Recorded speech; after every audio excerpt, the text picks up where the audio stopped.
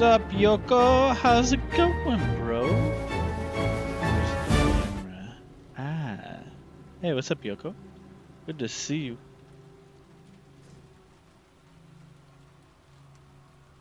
Mm-mm.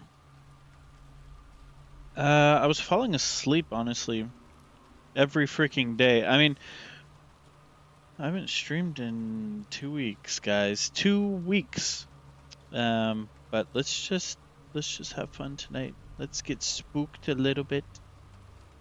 Yeah. Why isn't...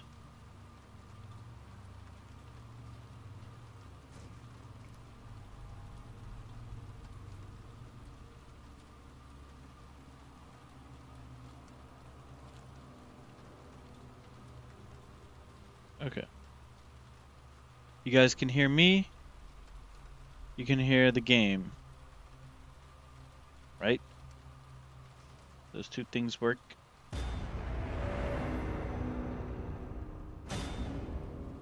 Alright.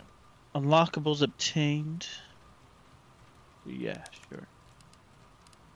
Story. Continue. You can hear. Perfect. Thank you, Yoko. Hmm? Here we are. Oh, yeah. I don't think we're... Were we? I don't think we were, like, facing anything scary yet. We had just killed, like, the big freaking thing, right? For anyone following along where I'm at. Oh, yeah, and I found out something. What was it? I had to look at my pictures.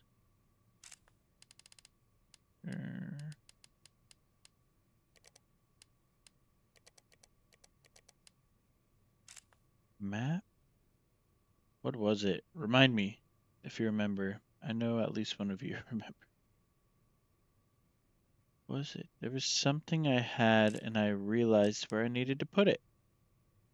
Well-worn key, electronic part. The hell was it? I remember this. We took the stone from that.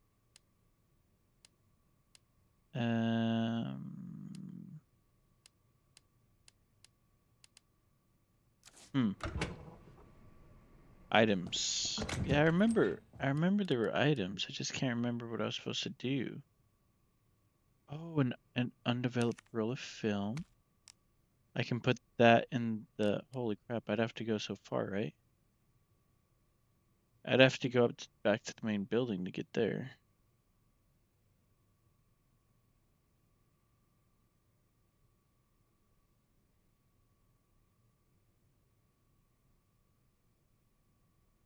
Sorry, my phone is where I can see you guys chatting, and it keeps going to sleep.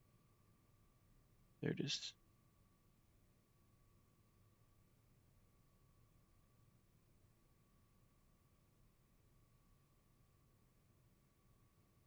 Your voice is echoing? Oh. Really? Voice is echoing.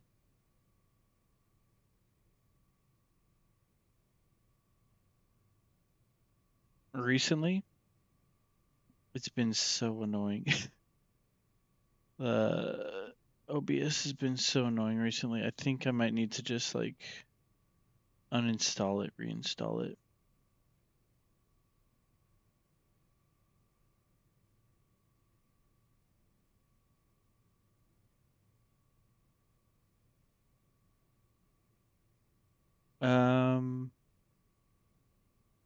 Yeah. Why is that not working?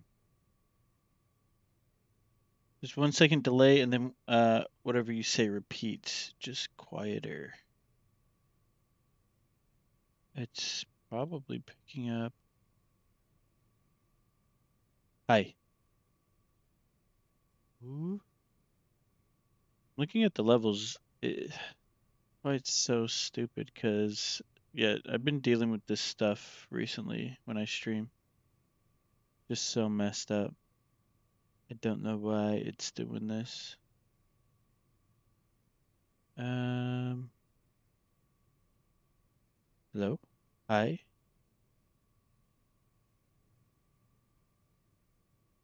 Worse? Is it better? Is it worse? Was there a difference at all?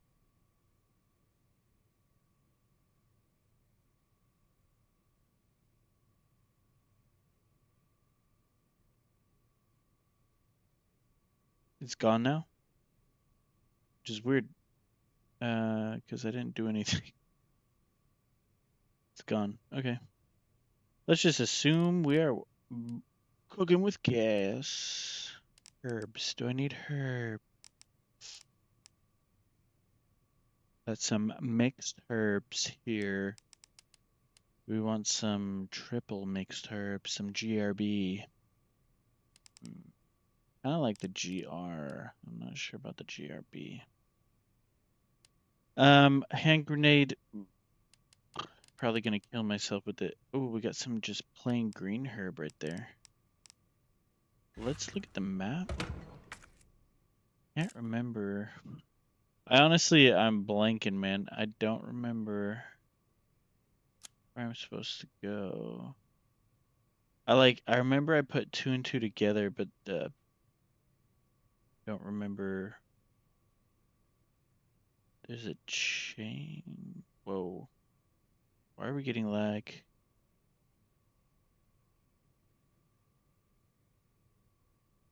What's going on, man? Can we just play the freaking game? Yeah. Item box. Okay, so this is the dark room. I can develop the film. Typewriter. I can save. Lockers. There's a switch thing next to the jail cell where that guy died. You need to the electric part for it.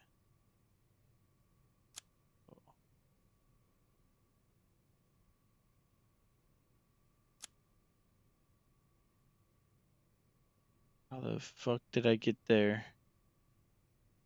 That was in the parking lot area. Where the hell's that? I don't remember where any of this shit is.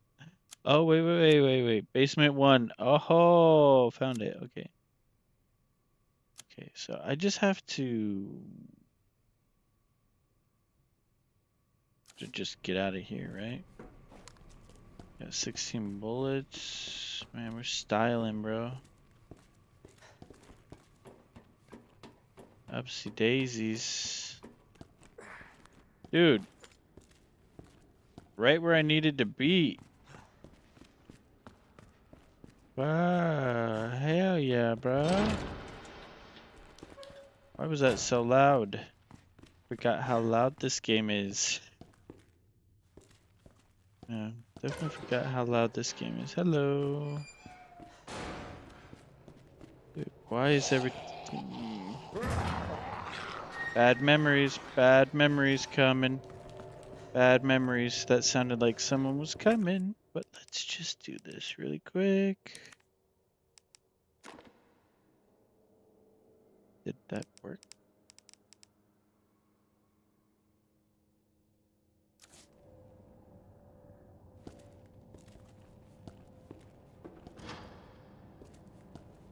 The freaking hell.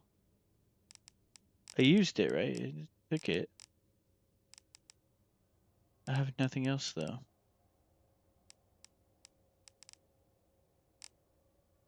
Am I supposed to move these around? Like change the serial? What? I thought that was it.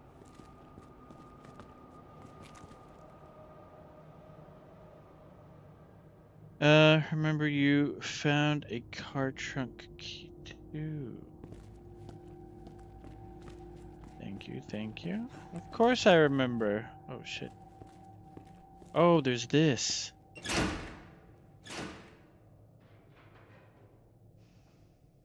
Dude, I guarantee when I fix this shit, I pull that, all these open.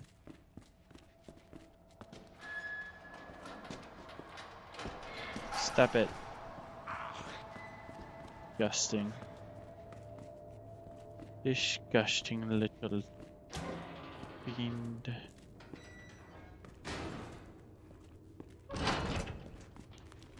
Hello? I'm a cop. Trust me, you do not want to mess with me. Key for a trunk. Key for a trunk.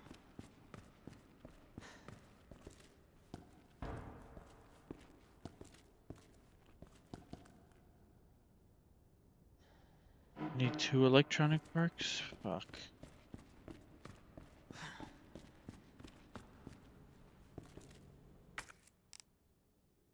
Key, a well-worn key. Can I inspect it?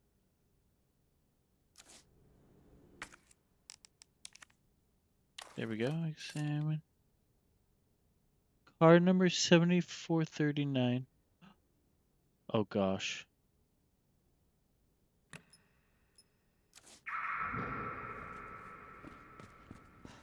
Fuck.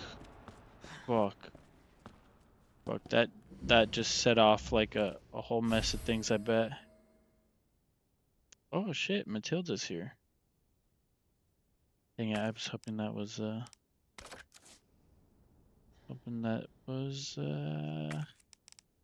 something else. Something useful. But I feel like I just pushed the first domino in tonight's stream. I'm gonna take a pillowcase and fucking fill it full hell. of bars of soap and beat the shit out of you. Fucking who did that? Dude, Yoko, man. I missed one of your messages. Dude, it scared the fuck out of me. Hogwarts Legacy update drops June 6th, and all we're getting is PS5 Quest, Azkaban Cloak, photo mode, reset talent points option, and a new room. No, I know. Oh, if you actually go on Twitter and look at my replies, I think it's usually like media and replies or something. Like other streamers, Expect to Go, all those guys, they're all excited about it, and I was like, this is the same freaking thing they released a year and a half ago. This to the special players, like, what the hell? Okay, so why is it so laggy? Stop doing that. I have a thought. Can't remember if I tested this already or not. Yeah, I think I tweeted about it on my channel too. I was just like, so you're giving us an old game. You're giving us an old quest to play. Cool. There's a downstairs here. I think I already went down there, but let me double check because I don't remember.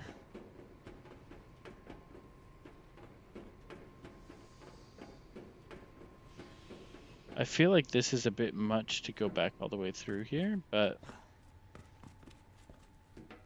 oh, can I not climb? Okay.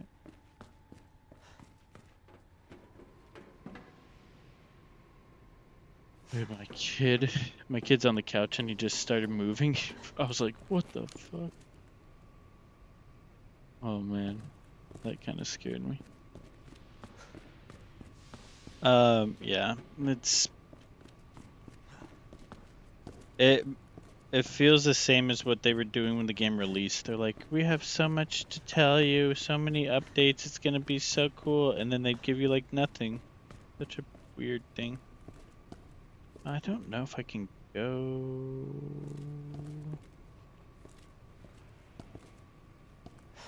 Sorry, I'm trying to remember where I left off. Should have a note that tells you where both parts are. Oh.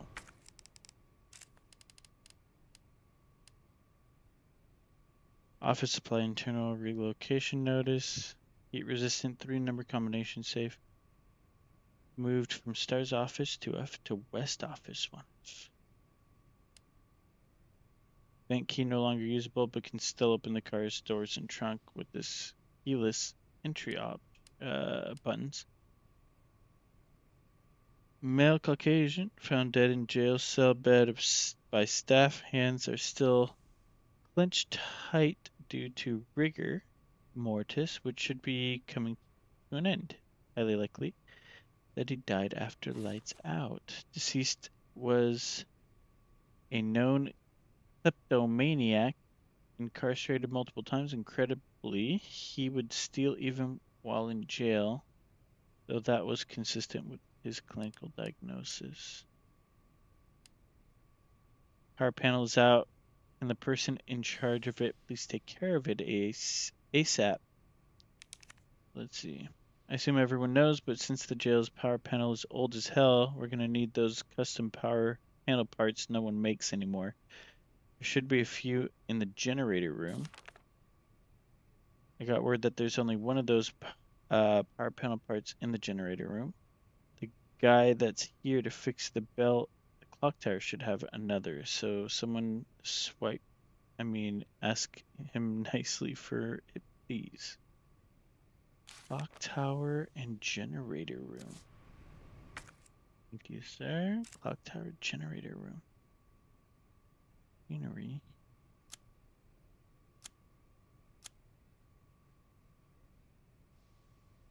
Guessing this is the generator room. I'm guessing. Where the hell's the clock tower? Wait. Think.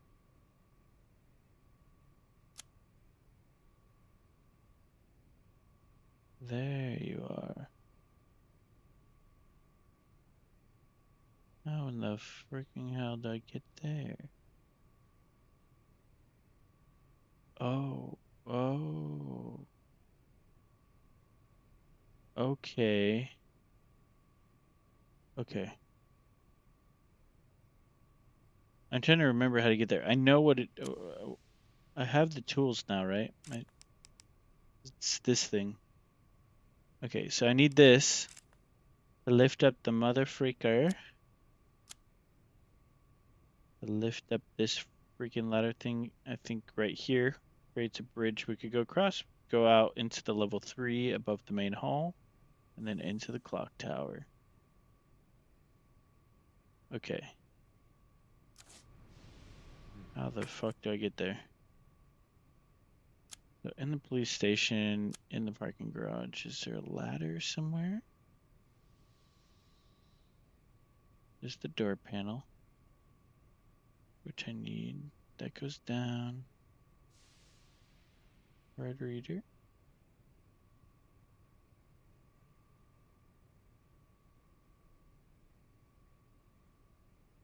Okay, so I can't get in from there. I can go down into the machinery room, but then what the fuck do I do? Oh wait. Have I gone down yet? I think I did go. Yeah, I did come down here. What's that exit? Oh no, it's up there.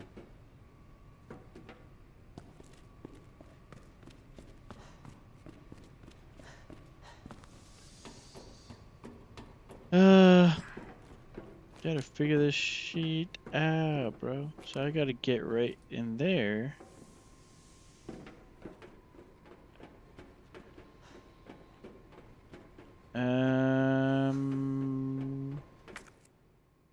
Any other notes?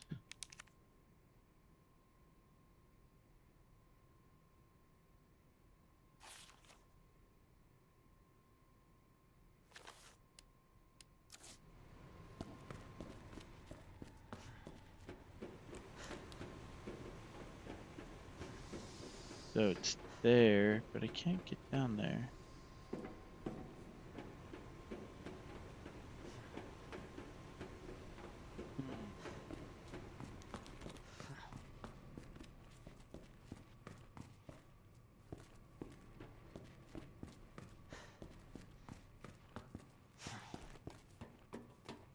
Okay.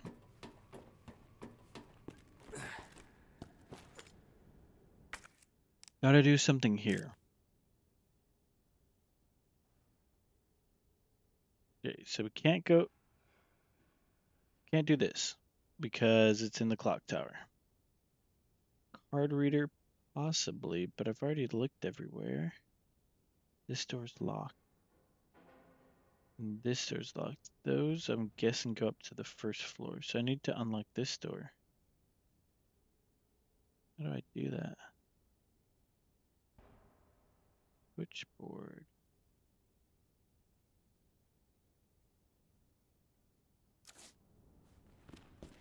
Did I leave any zombies in there? Cannot remember.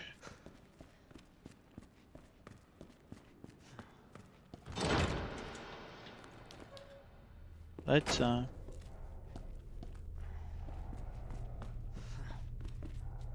Doggies. Switchboard's in there.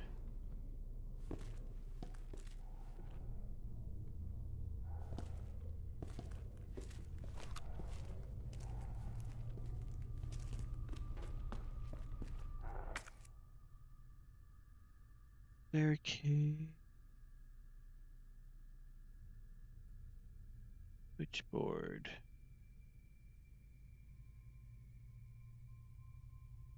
I freaking hate going. I don't want to go around. Oh, stupid game. Da, da, da, da. Remember the dominoes I mentioned earlier?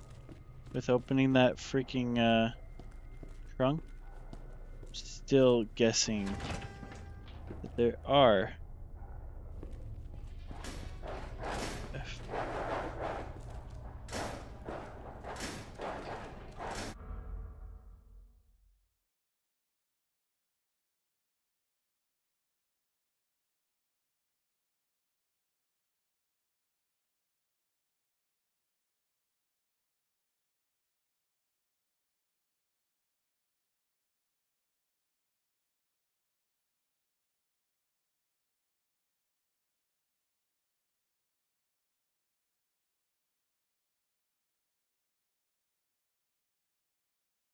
One sec, let me check on my kid. He's just he has a fever. He's not feeling well. 1 minute or so.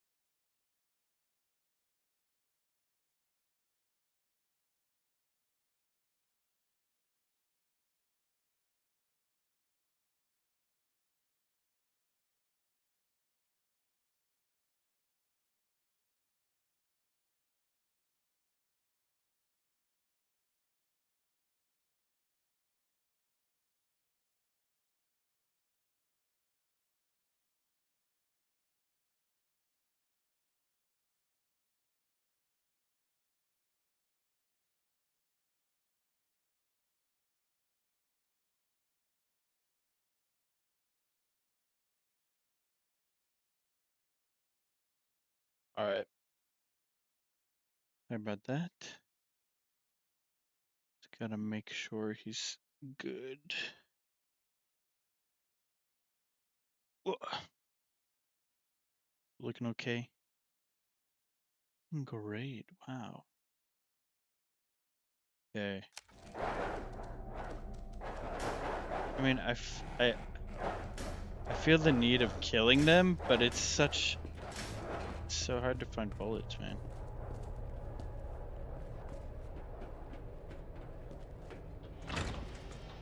It's like if I don't need to kill something, I'm just gonna have to skip it. There's that barricade. Open that. Can't remember. Oh yeah, I do remember being in here.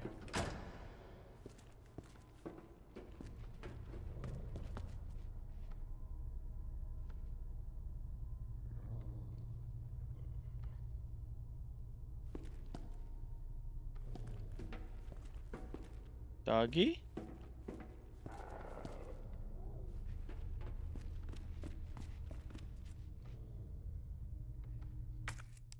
Where the fuck is this dog?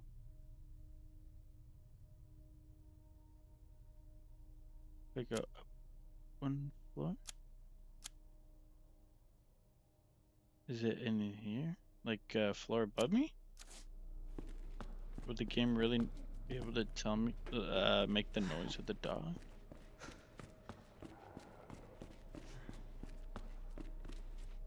I don't see shit.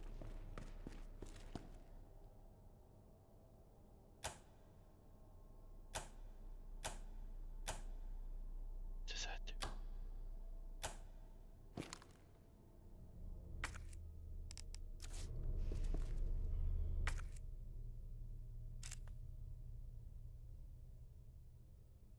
What does that do?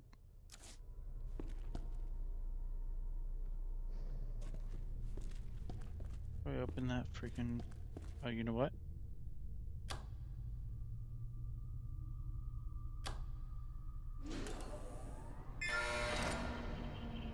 Oh, it was a puzzle.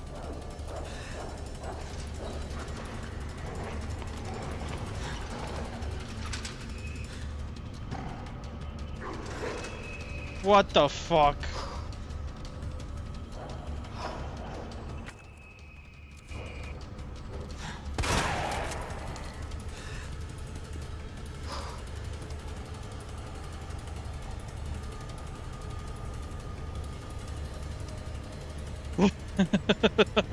Frozen, dude. Oh gosh, stupid fucking dog. What the fuck was that? What? Dude, I can't, man. Told you, man, the dominoes, bro. You do one good thing, they're gonna fuck you, fuck you over. Now there's like a bunch of freaking dogs out there and a bunch of other zombie shit. Oh, fuck, that scared me. Fucking hell. My precious bullets. Doggy, who's next? Did they come out of that? No way. They were in there? Interesting. I had no idea. I still know, man, this is not over, bro. Like, I gotta walk out here and go through the kennel. Get to the stairs. And they know, the game knows I need to get to the stairs, because the game knows that it just gave me this freaking tool. It knows that I need to get over in here, right at the jack. It knows I need to get to the jack because it knows I need to get to the 3rd floor because it knows that I know that I need to get to the clock tower. See how that works? They know exactly what they're doing. Why is the music so scary? Fuck, I only have 3 shotgun bullets. God damn.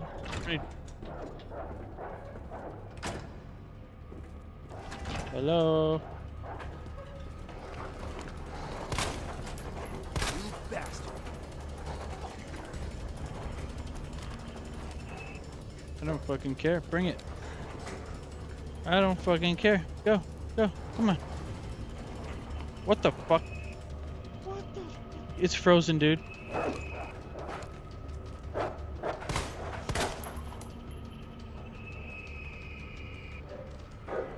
Dude. Yeah.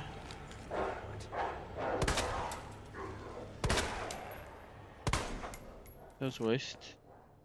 I have 4. Fucking hell.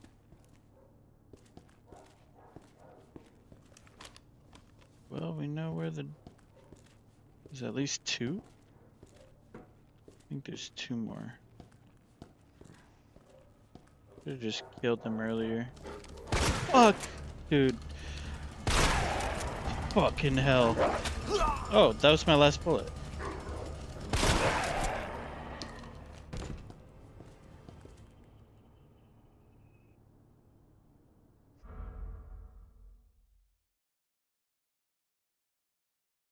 Okay, moving on. Fuck you. Fucking dogs, man. There's a little fucking door. I only have 4. Fucking goddamn. Oh. Oh.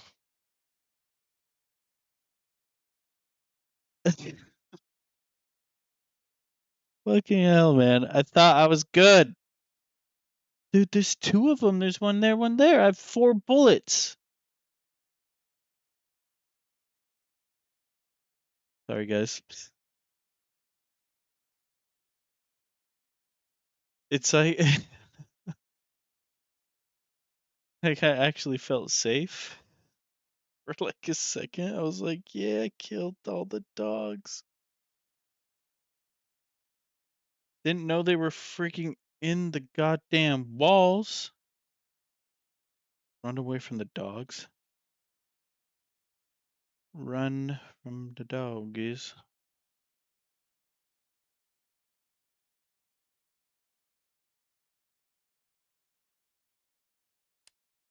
Now I wish I took that grenade with me.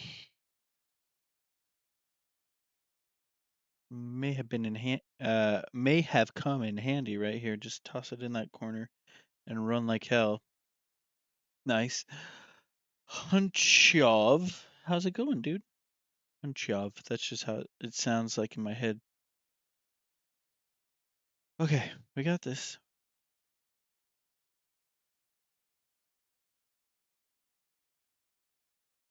Yeah, I think I'm gonna save the 4 bullets.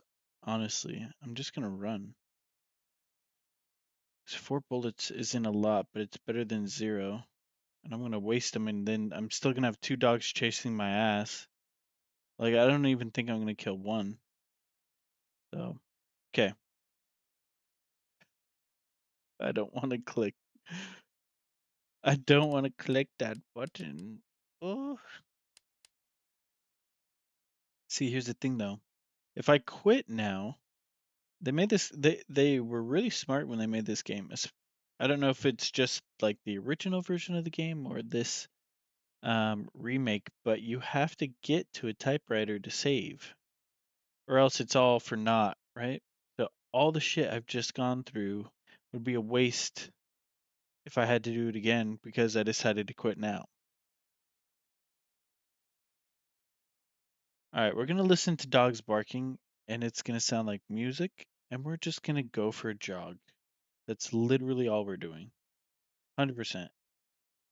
Like, we're jogging with our dog. That's it. So, and they're jumping on me because they want to play. That's it. In hardcore, you can only save if you find ribbons. I remember seeing that. It's crazy. That's how the original games were. Is that why all the freaking OG games were so difficult? I still remember playing the freaking the Lion King game on the original Game Boy, and like I couldn't get past like level 3. It was just like impossible. It's because the all the original versions happen to be hardcore, and they're like, you know what? We should probably make these like doable. All right, here we go. Here we go. Turn to game. What was the title of my stream? Did I name it?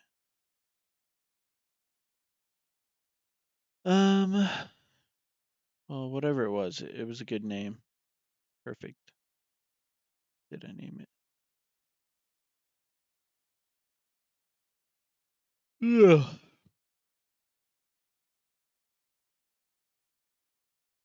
Save yourself. I'm so clever with the names, aren't I? Okay, here we go. Going on a jog with our doggies. They're our literal friends. We're gonna have fun. This is gonna be fun. Right here. This is gonna be the fun part.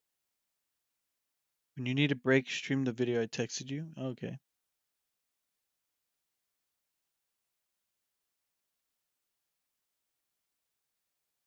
Send it in Discord if you can. Okay, here we go.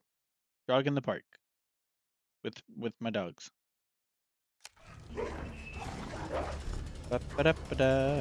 Oh fucking hell! Why are they so gnarly looking, bro? We know that they can go out through here. They're gonna just pop out right here. Hello. Good thing there's no stamina requirement or anything. Fucking hell, dude. I don't know why I'm so nervous. Oh, God. Please no more. Please no more. Fucking hell. Please, is no more scary. Please. Oh, fuck yeah.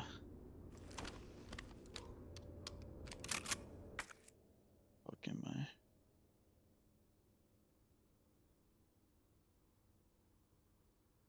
There's a break room. Sure, I don't even care. Some herb.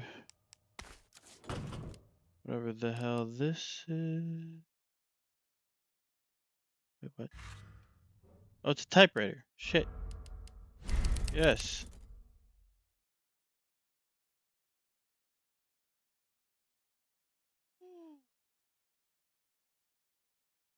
See? Jog in the park.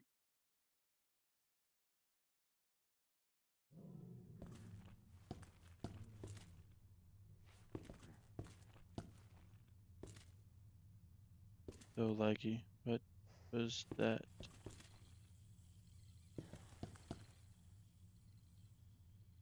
I hear this thing. Dude, what is going on, bro?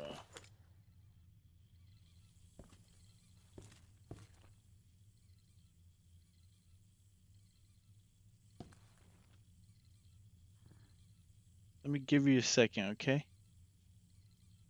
Clearly need some help, bro. I don't want to waste a bullet. Can I...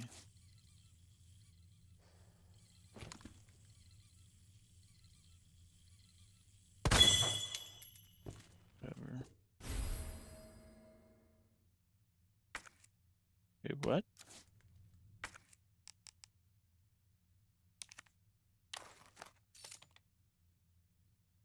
Break room, hallway.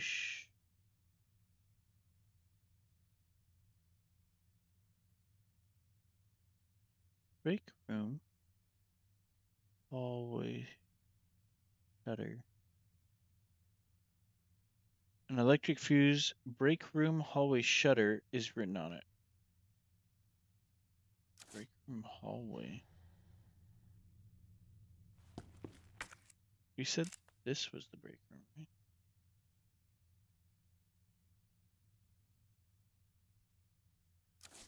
There's ammo. I didn't even see it. Thank you.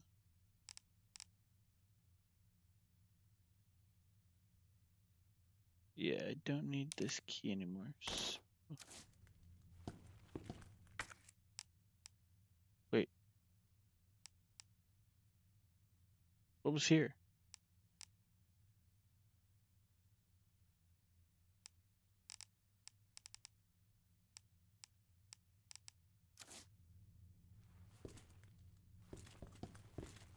think I just lost something. And scary body? What are you? What? Oh, is it this? Hell yeah. Oh, baby. Yeah. Allows the gun to fire 3 rounds per pull of trigger. Gun stock. For this?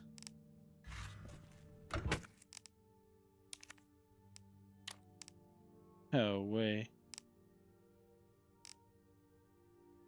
Do I really want that?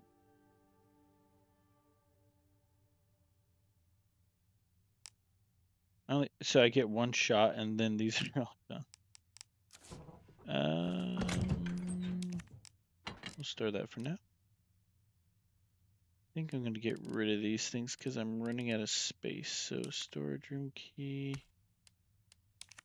that key, cutting tool.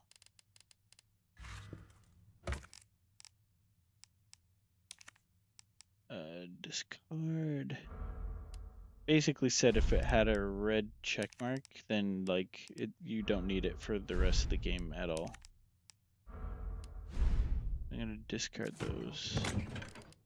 And this one. Need anything else? Hand grenade, we've learned our lesson. Got some health here. Some first aid spray, so we should be okay.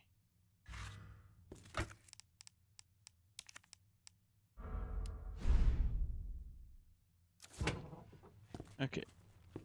Typewriter's here. Let's save. Stop smoking weed before your streams. You didn't lose anything. Stop. You can knife the bobbleheads. I forgot how to knife. Oh, fuck. Put that thing away, bro. Stop smoking weed. What? High grade gunpowder. Ooh. So shotgun. Shotgun ammo. Dead body? Dude, I'm nervous. They do it 1 time to me, I don't. Ooh, 15 rounds? Fucking hell. Like Christmas, bro. Never mind, let's save now. Get that one written into history books, bro. Ooh. Yeah, let's do it. Mag ammo. Most powerful rounds on market for semi-automatic pistols.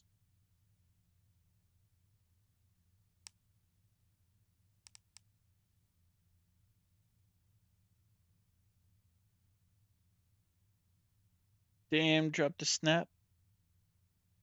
What's going on, Fit Queen?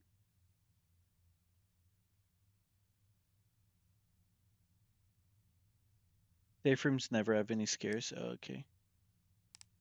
Good. Just the way we like it. I just move you. Okay, whatever. Alright, so there's a fuse for the hall.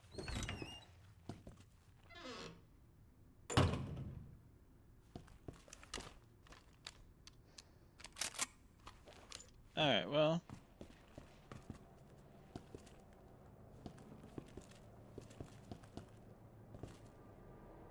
Why would I want to open that? Can't go out there anyways, so... Oh, I see. So the door down here is locked. Oh, okay, okay. Wait. Why is it so ominous? What the fuck? Fucking... Dude. I shoved a grenade in his mouth. Oh, God. Well, chew on that. Do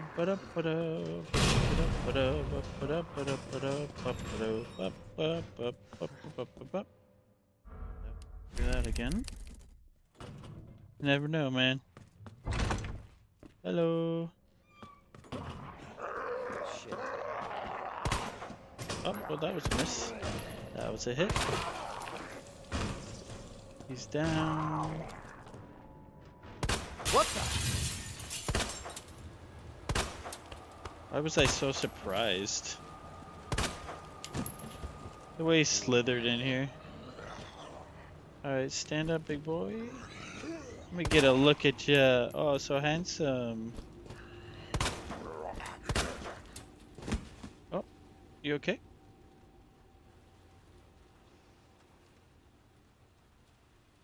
No? No. Saving that freaking shit. Just great.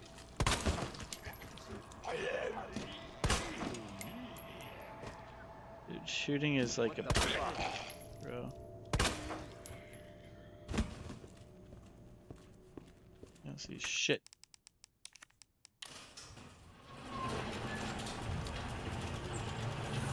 Oh, no way. Fucking hell, what the fuck? What? You piece of shit, bro. Fuck you. Yeah. This is the guy I tried to save. Those were... Might be scaring my own kid. Oh my gosh.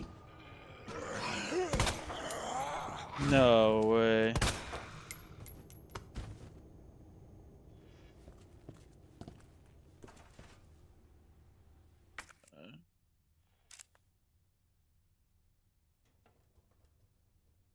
To go. Oh, there's a combat knife out there. Well, big boys, let's grab that really quick. Where is it? The hell?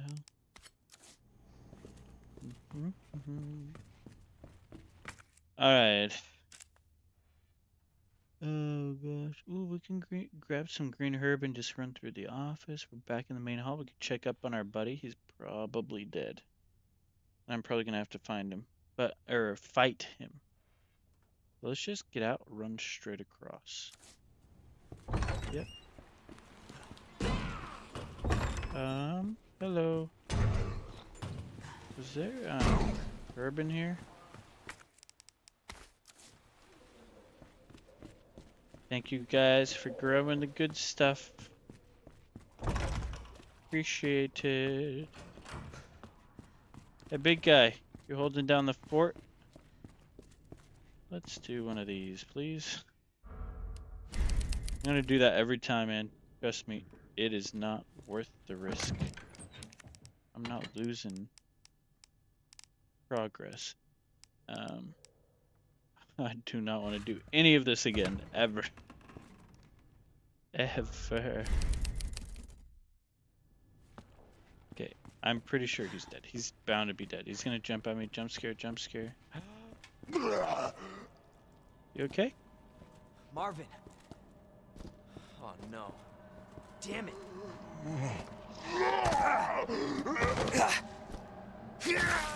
Ow. No. He's my only friend. I'll stop this, Lieutenant. I Oh, promise. oh. I've been waiting for that for a while. But I'm out of bullets once again. Can I have his computer, do you think? Think he cares? Now this doesn't feel safe anymore. Not that it ever felt safe. Dude, why isn't the chick with me? I want her. I want a companion. I need a companion, please. Oh, I'm hurting. Fully restore health. I'm actually gonna see if I can get a lesser strength. I didn't get super hurt, so I don't want to waste a high power heal, you know what I mean? Small amount of health. Now let's do that. Take out. Smoke some of the... I'm sorry, not smoke. Let's just take some of the herb. Let's use it. We're feeling... We're feeling fine, bro. We are feeling fine.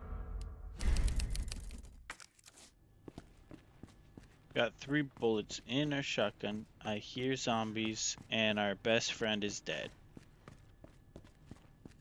Oh, what a day. What a bloody day. Now, please don't. Please don't just resurrect everyone. I'm gonna do this. Bodies are gonna drop or some kind of shit. Fuck, that's not peace.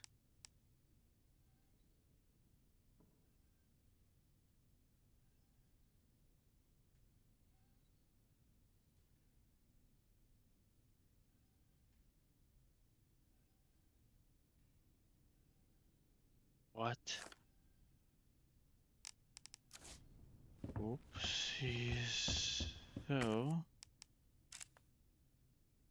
I still can't get up to the 3rd floor balcony here.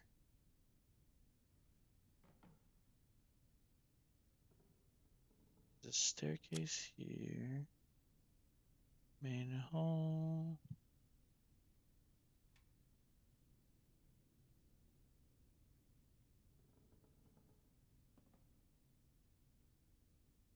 Crank. So it might be this going through here and then going up to the roof via here and then going across. Okay, so let's walk back out, go around and go through the waiting room. That sounds safe.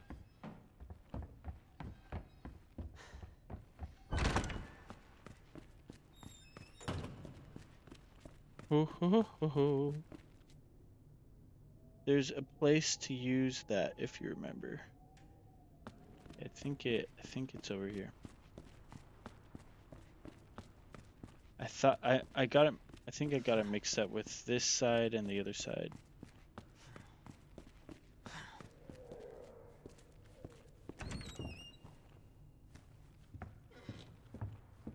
Said there was something in here. Oh. Why, hello. Must be a paper on the safe, right?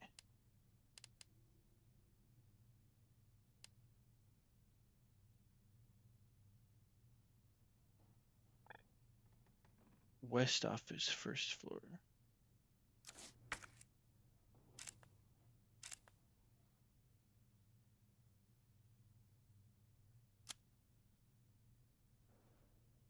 Yeah, I unlocked that safe.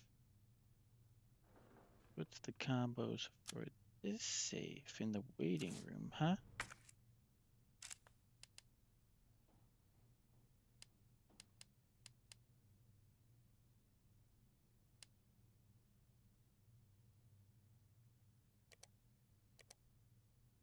Portable safe.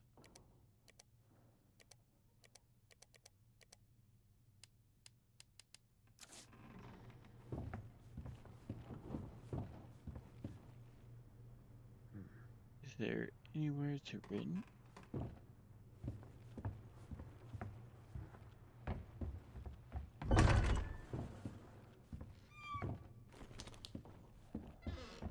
Zombies. Hello. That is honestly a surprise. Here we go. Let me guess. New friends? My future spouse? There's no way there's nothing. I don't believe you. Not one bit. Chief's office. Have we gone in there? Oh, I don't think we have. Private collection room. Sounds like bullets. Yeah, there's gonna be a jump. Jumpity jump jump. Where are you? Don't turn off your light, you stupid. Don't do it. Don't do it. Fuck you. There's a camera. Something. No way. No!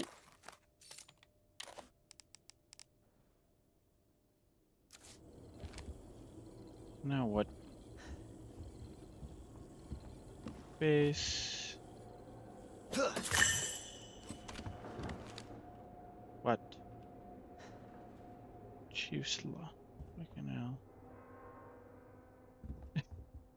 There's just so many little fucking noises. Wait, what's down? Oh shit, I can go into the interrogation room and observation? I think that's new too, right? Or is it over here in the boiler room? Oh, so many rooms I don't want to go in.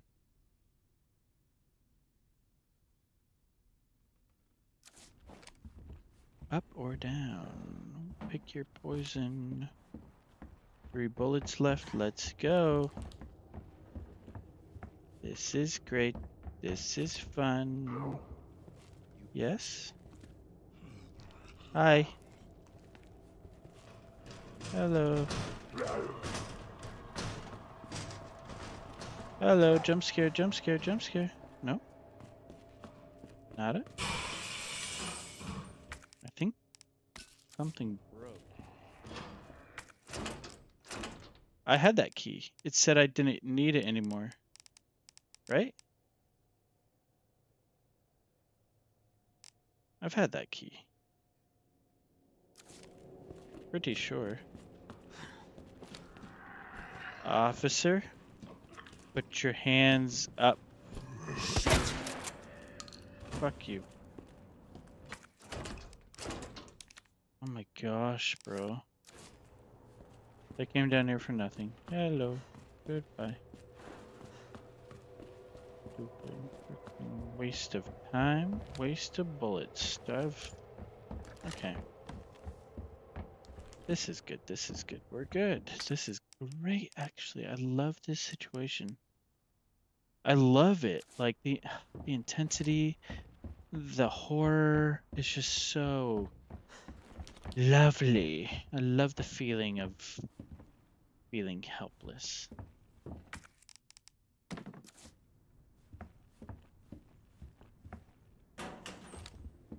Yeah, I don't trust shit. I don't trust anything. Alright, what do we have? We have 2 doors. We have a balcony, then back in, or we could just go straight. This is the 3rd floor though, so I could get... Balcony might have bullets. Tricky, tricky body. Da-da-da. Never let them know your next move. Don't forget it. I'll go out here with the shotty.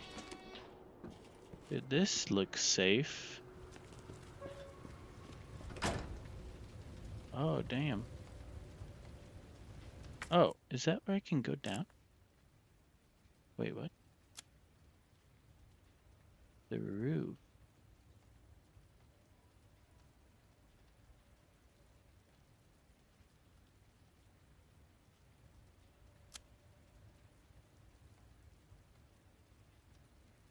To know. Oh, so that's okay. Understood. Yeah. Fuck you.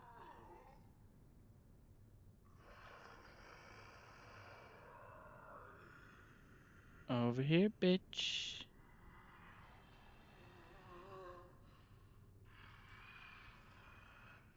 Is that the big one? How do I...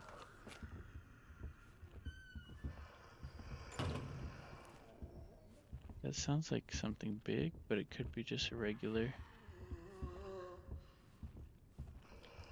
Oh, it's a couple of, Hey.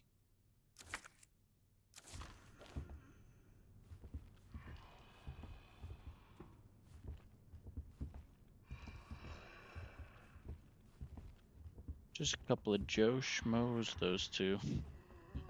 Silly man. Silly Joe Schmoes.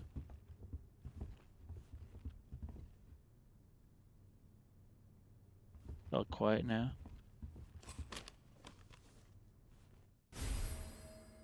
Large gear. Oh, for the clock tower. I bet. Imagine going there and not having it. It's like, where the fuck do I find this large clock thing? Gear. My inventory is full. Okay, well.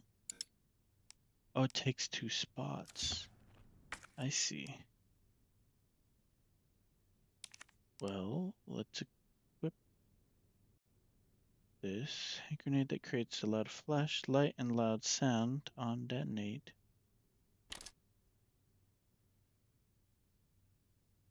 So I throw it with E.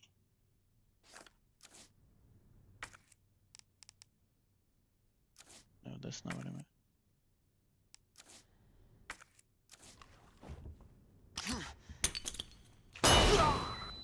Fuck.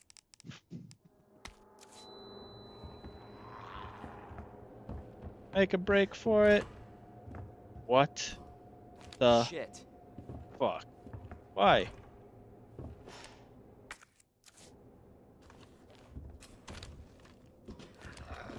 Bastard.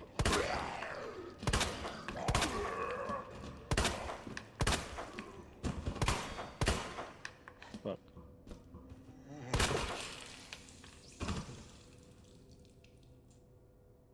Oh?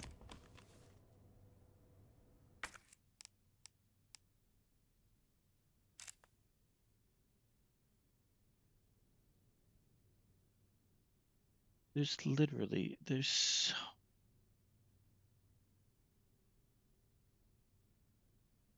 so many obstacles in this goddamn game. Looking hell. Well, I can't even pick that up. Says I won't need this, but what the fuck? I'm pretty sure I had the green clover key. And there was a door with green clover key and it said check mark. Maybe I'm mistaken. Actually, I could check, right? I think after you open doors, does it still say what it was? Lightning Hawk. Oh. Diamond. That's what I have. I can get in the linen room.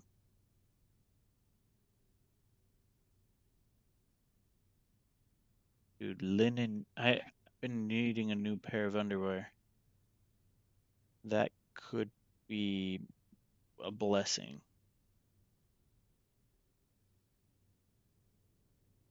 On the scary hall. At the big, fat, ugly thing for the first time. Wasted the grenade. Dude, I threw it over the shelf. Stupid, man. You don't need the handle anymore? Okay, thank you. Well, that's what I figured, but... Give me the herb. Alrighty. Well, we got a shotgun. Got 2 zombies I feel like are not dead. Do you guys have keys?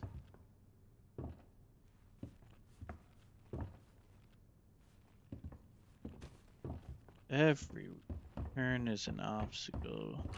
This is locked on the other side. Okay. So, linen room? Like, it's a dial lock. That door is locked. That door is locked. They came up here for no fucking reason. Let's go down the ladder. Go down the ladder, might as well. Let's say it takes us to the roof. I don't know if we've explored that. Oh, and then there's a set of stairs here. The boiler room. Okay, the roof to the boiler. Hopefully there's bullets there. I'm turning around now. Okay.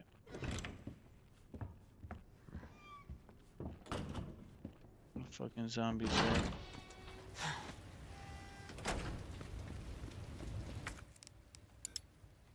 Oh, I can't pick it up with that. Okay. I'll save you for later. Oh shit! Oh shit! Cinematic! Oh, that hurt. Could have used those herbs up there. So now there's no way of climbing back up there. Damn it. Yeah, turn around, you idiot. What do we have here? Let me get a look at you. Let me click you. What the fuck?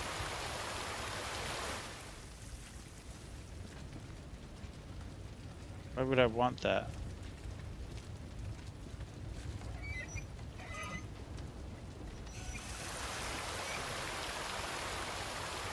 It's already raining.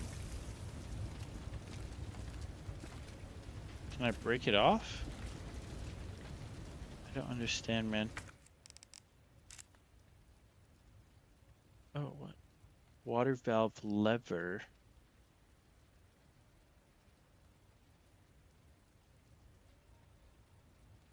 What? Alright, let's test this door, see if it even opens. Yeah, at least there's a warm fire. Oh. Is this a puzzle? I can put the fire out over there and get something? Oh, hello. Hello. Hello. Well, fuck.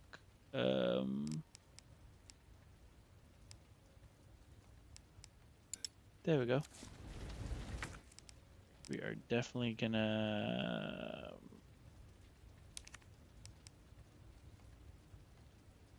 discard that, right?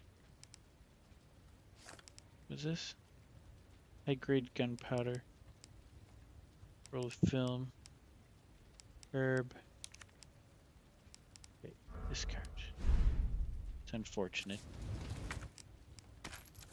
But I need the fucking bullets. Guessing there's some goodies in there. I have a spare pipe in here. We're just filling that gap. How the hell am I supposed to do that? I'm literally gonna find a pipe piece. Oh, okay, so this is open. Oh, it's on fire in here. Some herbs.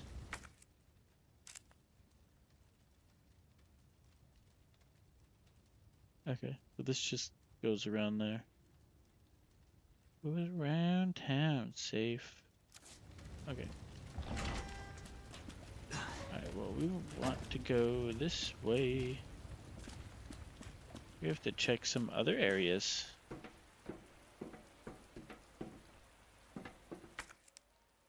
I don't know why I keep clicking I for map, but... What the fuck is that?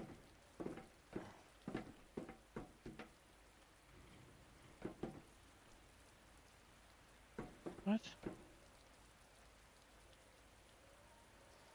What was that sound?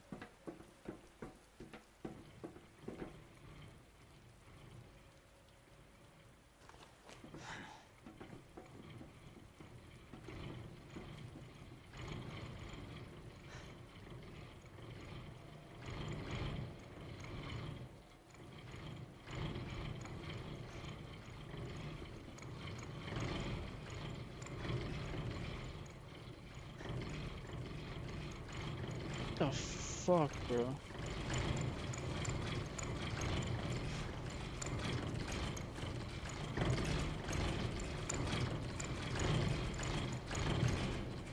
Okay, okay, okay.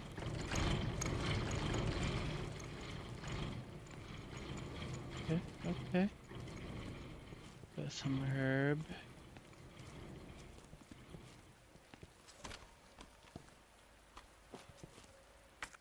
Make sure that's on the map. They didn't add it to the map. I found the herbs.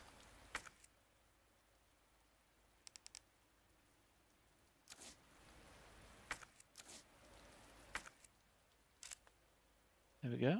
Green herb. Boiler room. What the freaking heck is going on? What's going on in the boiler room?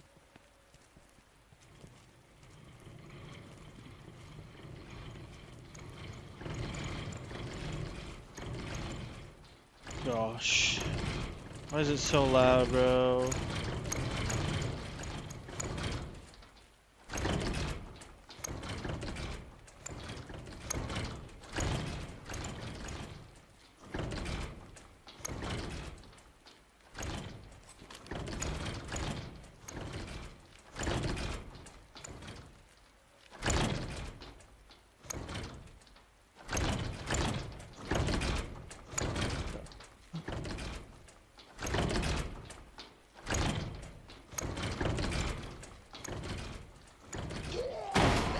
Oh, fuck.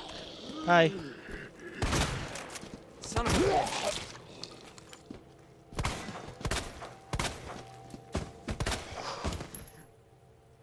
That was it?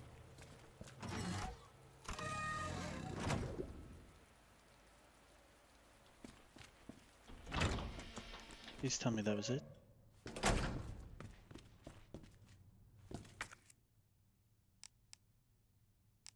We combine.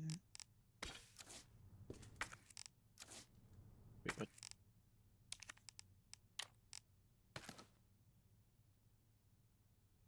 Shotgun shells, mag.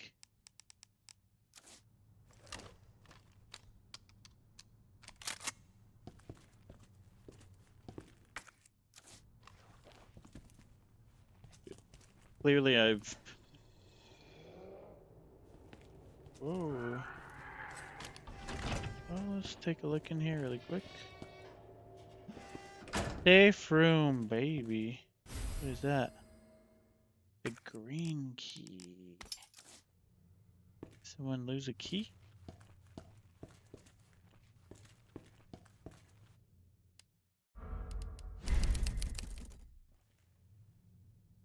Man, am I glad to be in here. Alright, so what can I put away? I'll keep the keys.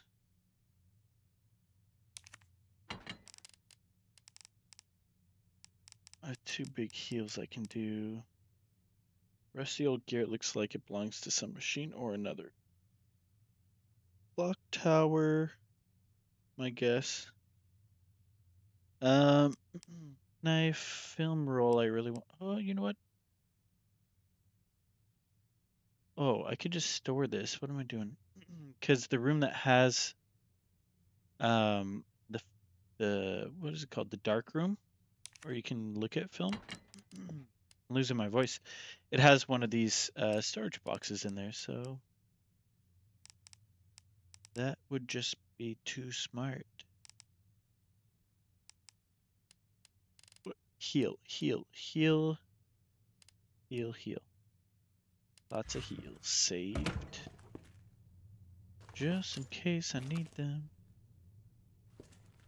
Okay, 3 bullets. We got the new key. What was the... We ran into a door that needed that key. Club door. Yeah, it was just downstairs. Observation room. I mean, we're right here. These guys are awake.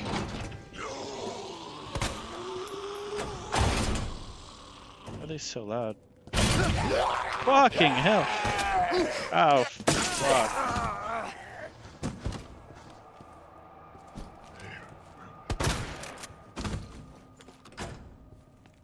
I don't even care. Damn, man. Are you done?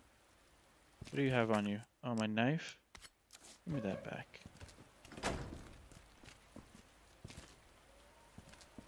Scaring the whole goddamn neighborhood, bro.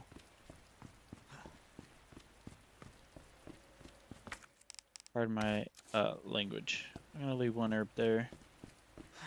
You know what? Fuck it. We have a storage box right over here.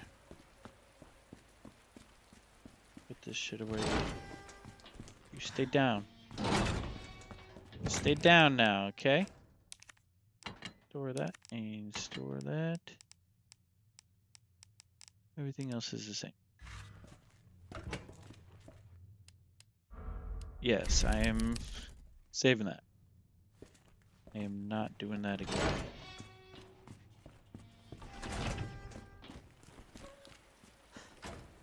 So we're gonna go back a little bit. Now we have a key that freaking works. But I can't go back up there. Let's go here. Okay, so we got one bullet for each. That's nice. What was that? What was I doing? Doing a little dance for you guys. Oh. Gosh. Okay, we're gonna get down low in case there's a big spooky. Oh shit. Oh. That's why I would want the fire out, right? What the hell?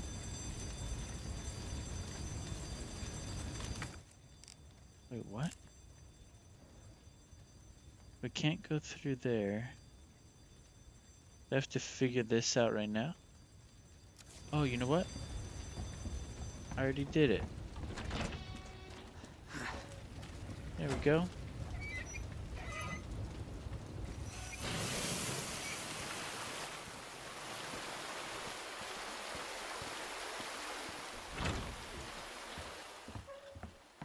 See that little save icon? What the fuck in the hell? Jesus Christ!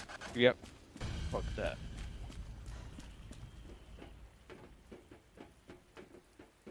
Dude, fuck that. I think that's it for the night. Like,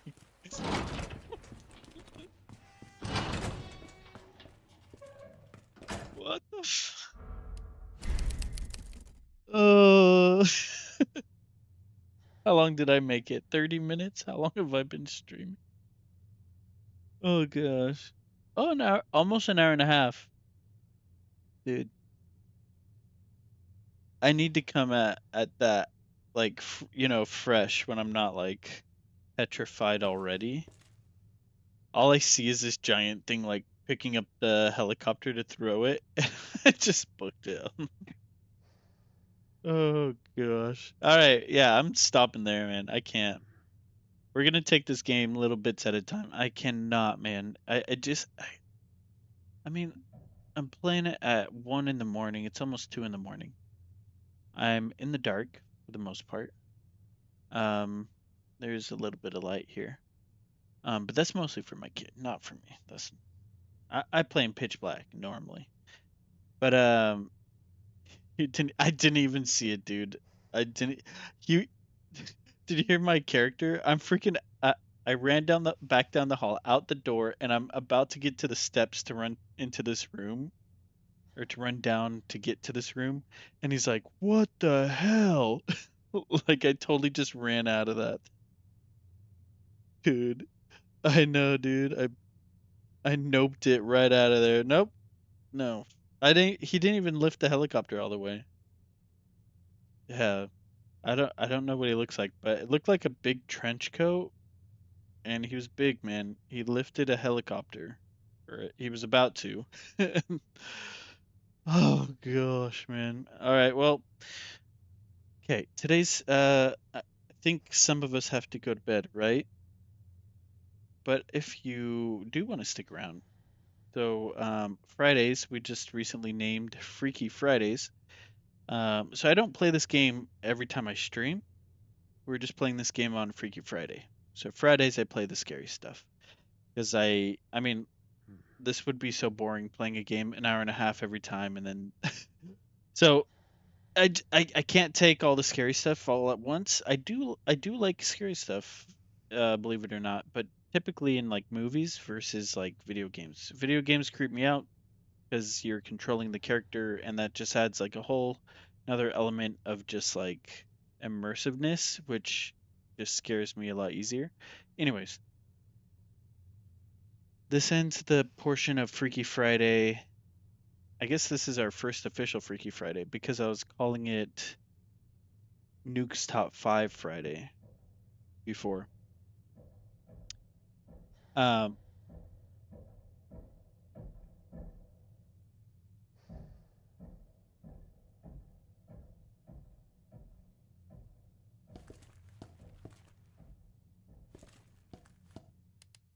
do you hear that?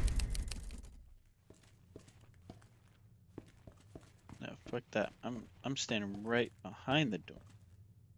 I'm gonna pull one of those like Velociraptor things where I think it was in Jurassic Park 3, the gate like shuts and then locks, but they're like behind it, so they're like kind of safe.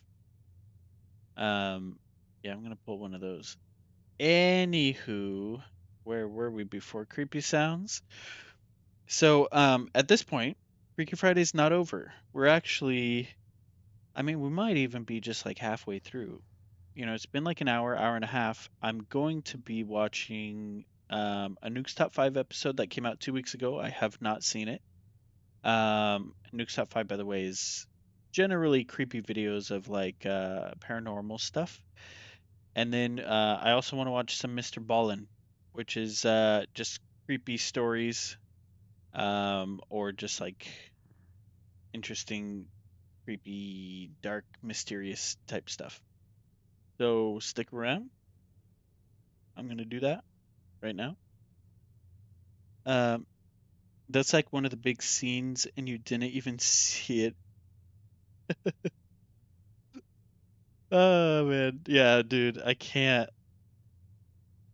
I was like, I mean, you saw me, right? I've been crawling around with my knife because I think the freaking brain zombie thing is the blind brain zombie thing.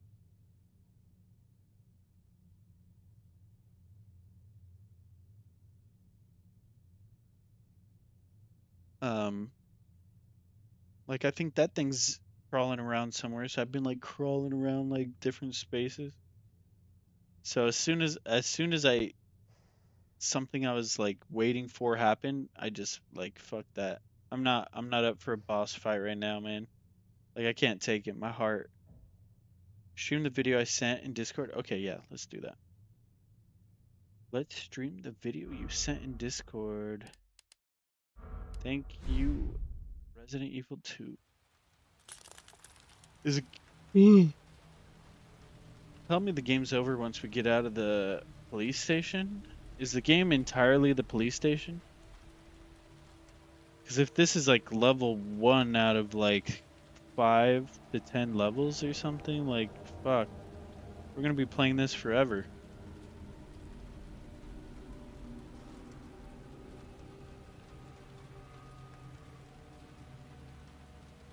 Okay, let me out of here. Okay.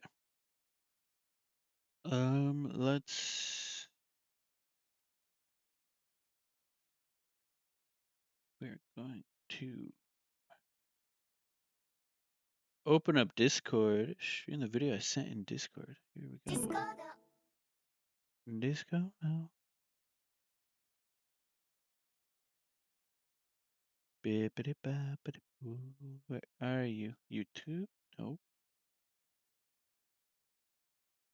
How do you like that thumbnail? Oh shit, I forgot. Right. Sorry for the language, guys. I just get on a roll when I've been jump scared too many times, and it's really hard to stop. This. Let's unpin this. Unpin. I like commenting my because you can't really put a thumbnail. Oh, on X. Can't put a thumbnail on like a live stream. I just threw it in the comment section. Cause I work hard on these freaking thumbnails, man. I put effort. Effort.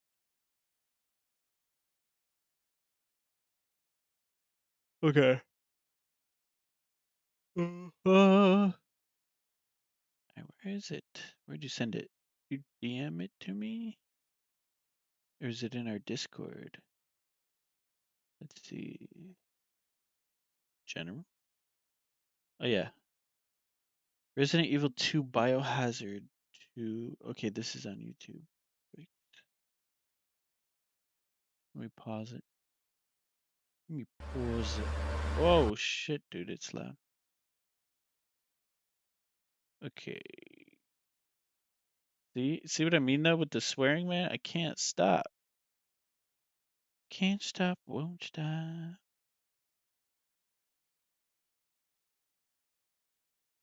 This one is doing that. There we go. And a boom.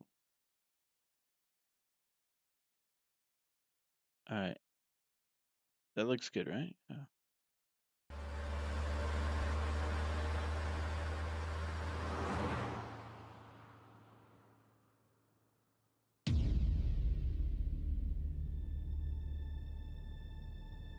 Damn.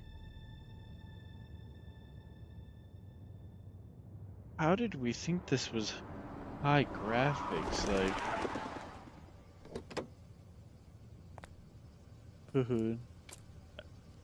What have we got here?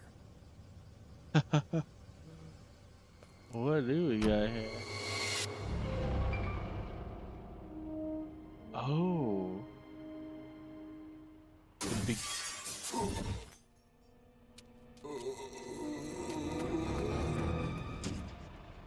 Guy's a maniac. Why'd he bite me?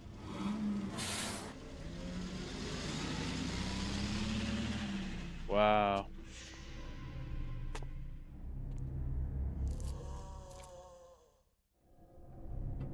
Man, what a mess. What could have done this? What was that? What are these things? All right, that's far enough. Don't move. What are these things? They're people. No!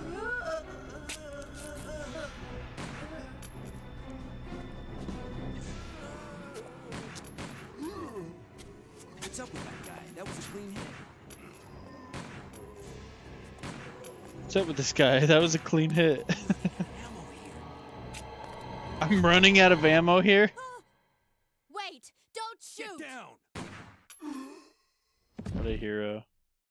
We can't stay out here. Head to the police station. It'll be a lot safer.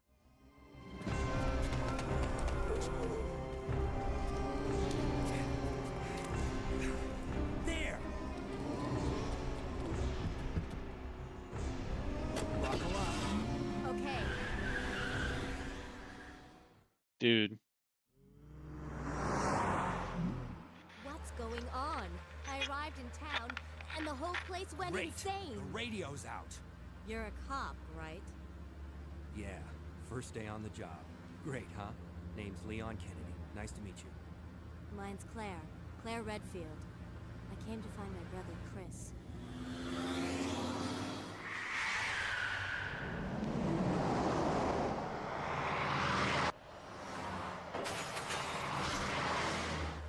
Hey, could you open the glove box? Sure. There's a gun inside. Better take it with you. Oh shit. Look out!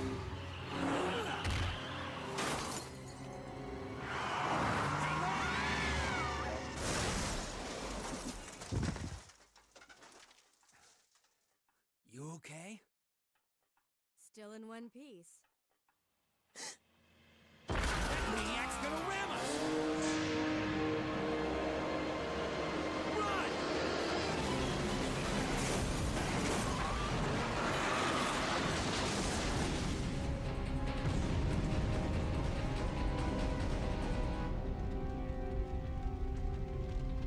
Claire! Leon! I'm I'll meet you there. Okay.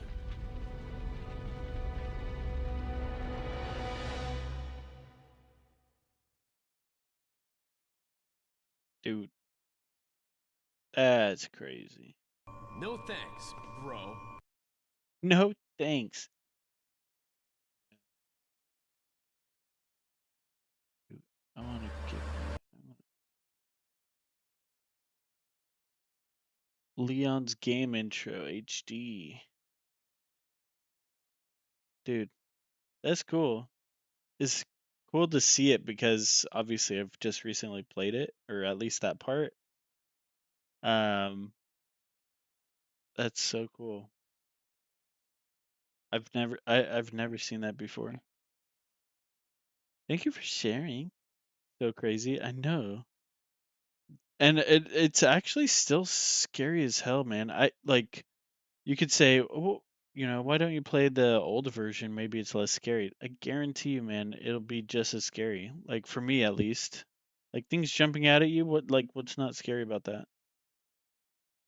Original PlayStation graphics, man, they were so crisp back then though. So crisp.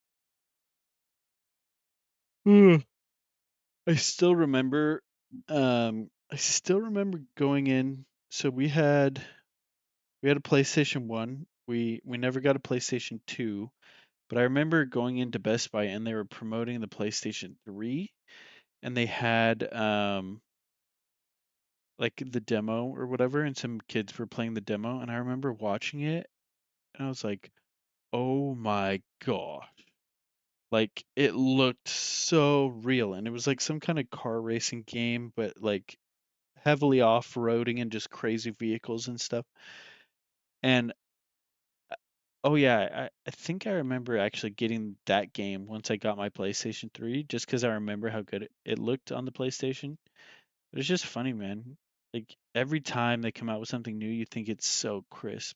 I mean, even we've talked about this, like your computer versus mine, where it's like now I look at yours and I'm like, holy crap, like I didn't realize that you could see the lines on the screen, or whatever.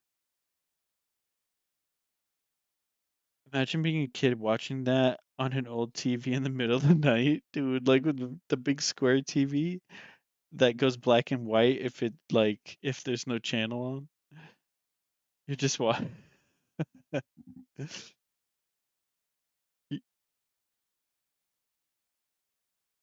You're like trying to play it at night. You're like, dude, everyone's playing this game. I'm so excited. You turn it on. That's the intro, dude. Mm. And like you said, it was probably harder too. Like going around and trying to find the ribbons just so you could revive. No. Oh, so you could save the game? Like, probably saw Motorsport. Yeah, I think it was that actually.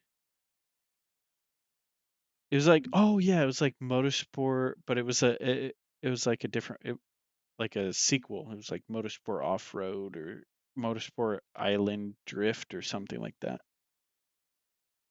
You are 100% correcto, sir. Well, let's get over to Nuke's Top 5. Thank you actually for sharing that, dude. Much appreciated. Yeah, Nuke's Top 5, 4.28 million subscribers. If you have not yet followed Nuke's Top 5, I highly recommend that you do, especially if you like the strange, dark, and mysterious, or just the creepy. I mean, I've literally watched every single video except for like maybe 3 specifically because of what they are. I just don't like those videos. I think one is like video of like or probably 5 because it's Nuke's Top 5. It was like 5 real exorcism videos. No, like I'm just not gonna watch that. And those were back in the old days of his content creation career. Whereas now it's kind of like America's Funniest Home Video, but instead of like funny videos, it's scary videos at people's homes. So it's like really cool. Uh, so yeah, so it's cool. Because it's like America's Funniest Home Videos. For anyone that even knows what that is, for fuck's sake. My language. All right, here we go. So this one is called 10 Scary Videos. That's it. 10 Scary Videos. The newest addition to my collection. Just bought it from the antique store. But dude, the dolls, man. Was browsing Facebook Marketplace one day when she saw an ad placed by a woman who was giving away 4 antique dolls for free. Linda drove to the woman's house and picked up the dolls. When she got back home, she posed the dolls on her bed and began taking pictures. Is that a Chucky? Something very odd happened. The dolls seemed to move right before her eyes. Linda grabbed her phone and started filming. As soon as she brings him home.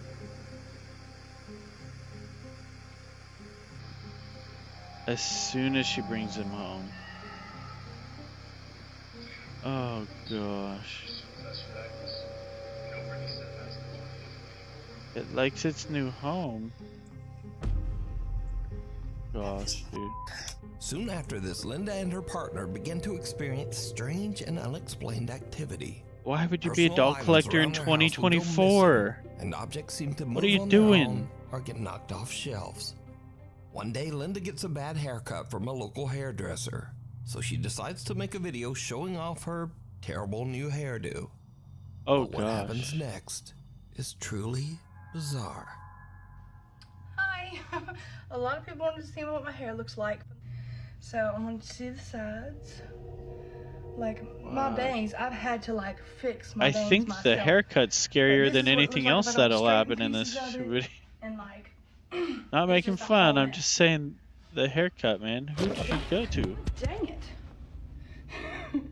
That scared me. Okay. God, what the was that? Did you see that? Like, it ran. Oh no. Absolutely gosh. No. At first, Linda believes that all the frightening activity in her house is likely caused by the playful ghost of a little girl who might be attached to her new dolls. She even finds the whole idea kind of funny and jokes about it online. One day, Linda sets up a silly video for her social media where she puts a Chucky doll inside a cupboard, waiting for it to fall out. But this the baby doll in the front right is Willow? No. A terrifying turn. Don't say that. I think it's about to be a mess. Let's see. Shit. Did it just move on its own? Look at his hair. Look at its hair, dude. What the f?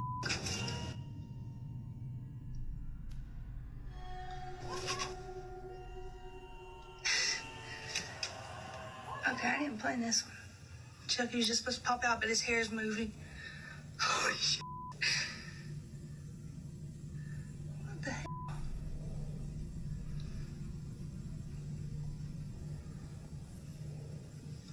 Okay, I really do. Oh no, move that. Oh my god. Okay. Okay, joke's over. Joke's over. Dude.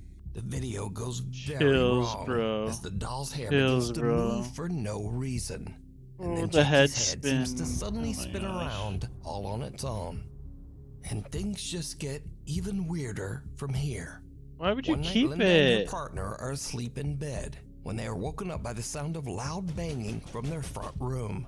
The bangs are so loud and intense that the couple believes that someone is trying to break into their house. They immediately call the police. So, officers arrive on scene and review footage recorded by the couple's front door Ring camera. This is our house. Yo, let's look at it before bed. Yeah, dude. Something's in our f***ing window right now, bro. Stop being hyper, please. It's scaring me. Ready? Yeah. Something's in our f***ing window. Yeah.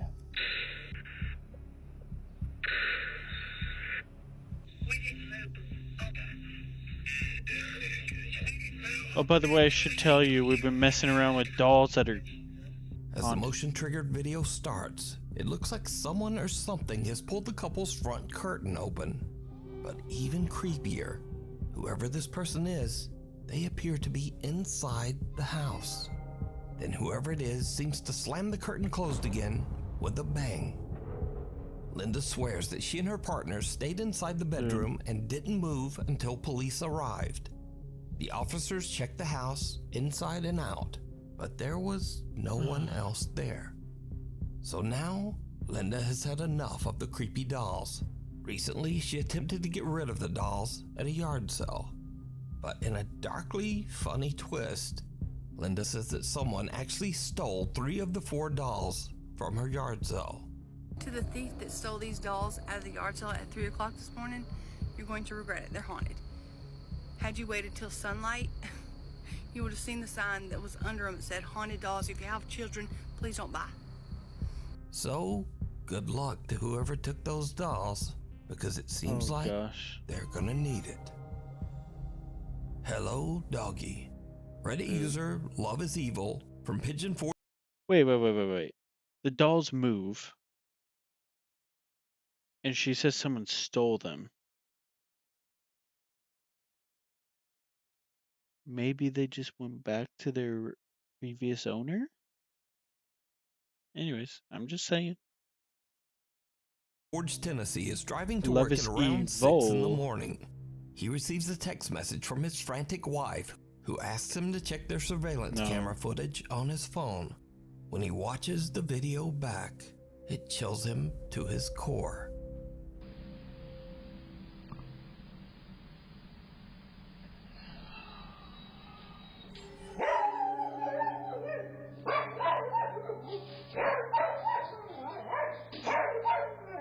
The dog backing up, bro.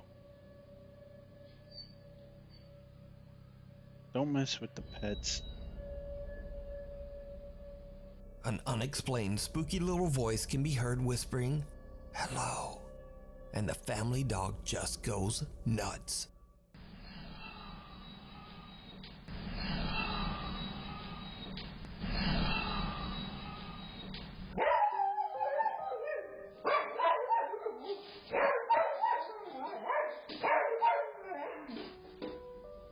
The Reddit user says that other than his wife and dog, no one else was home at the time of the I recording. never checked the motion He says that sensor they have never videos, you know? experienced anything like this, and they don't know what to make of the creepy little voice. So did the couple's dog get scared by a paranormal entity? Or just what is that creepy little voice? Old school. Cathedral High School in Los Angeles, California was built over what was once Los a Angeles. cemetery. The school even honors its dark history by featuring real pieces of old recovered headstones on its walls inside the school. So, late one Friday night, a janitor is working the night shift at Cathedral High School when something happens that makes his blood run cold. No. I would hate this, bro. I usually don't record while I'm on the job, but this is freaking me out. It's sort of unreal. I'm here at work. I'm here in the janitor's closet. Yeah, let me just show you guys. Dude, late at night too by yourself? Alright. What? What, dude? What? Dude, he's looking behind him Just too? I don't know, let you guys know this school was built on a cemetery. I don't know if that helps my situation or not, but previous janitors that have worked here have tried to tell everyone that, you know, every night something happens, some spooky, I don't know, paranormal or whatever you want to call it, but yeah, I didn't really believe him until tonight. I was in here cleaning up after some students had thrown a party, but Oh, I think I've seen this. The freaking balloons me out is falling. this one right here. No matter where I'm at in the classroom or what I decide to do, it just follows me. And do your thing, you stupid balloon. I got you on camera now, so let's just see that? That right there.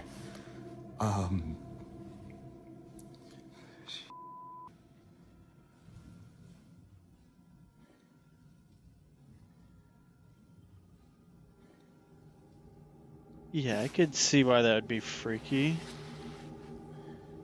Just...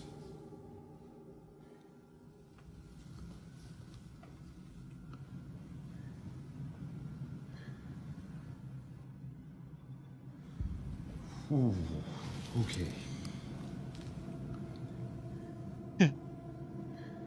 That little guy right there, man. Just like... See, no. Dude, I would hate that. I would hate that so much. Dude, I would hate that so much. It just follows me no matter what. Ooh. Oh! No, I can't. The janitor is completely alone when a red balloon inside one of the classrooms seems to start moving on its own and follows him out into the hallway. Suddenly, he spots a dark shadow quickly darting past a window on the other end of the school. Now, previous janitors at the school claim to have witnessed multiple incidents of paranormal activity. So when the custodian captures this spooky evidence, he shows it to the building's security guard. It's a... You see how it's falling out the classroom too? Look at the back though. Look at the class with the white. What the I'm not crazy. You saw that, right? Nah, man. How long you been working security here, man? How long you been working security? I've been here a few months, but bro, I ain't never seen nothing like that. As you can see, even the security guard is a bit freaked. So did the janitor have an encounter with the spirits who are buried in the ground below the school? Let me know what you think. We need scary videos. So if you see a Dude, scary that guy video should you make think would be more. great on the top That 5, janitor email should us make at more nukestop5 videos. at gmail.com. I actually sent him a video Watcher recently. at the window. Found one on A man X. is up late one night when he hears strange sounds coming from his home office. He grabs his phone, and what he records is truly shocking. His home office. This is my home office. Don't do it, bro. What in the world is that? Is that just a camera in the window? Camera? You forgot about? You set up a camera in the window, right? Don't zoom out too far, because then it gets blurry. Now, I the just guy got was freaked out chills, as dude. whatever is outside the window seems to disappear when the lights are turned on. Dude, I just got chills. I always lift my arms when I have chills, but I can't tell if you guys can see that. Holy moly, dude, because you could see its eyes, bro. But look closer. Oh, Just gosh. outside the window, we can see that there is still a strange pair of glowing eyes staring back at the man inside. Now, online viewers said that this video could easily be explained as a person or an animal standing just outside the window. Looks like a cat. To prove them wrong, the man films the office window again.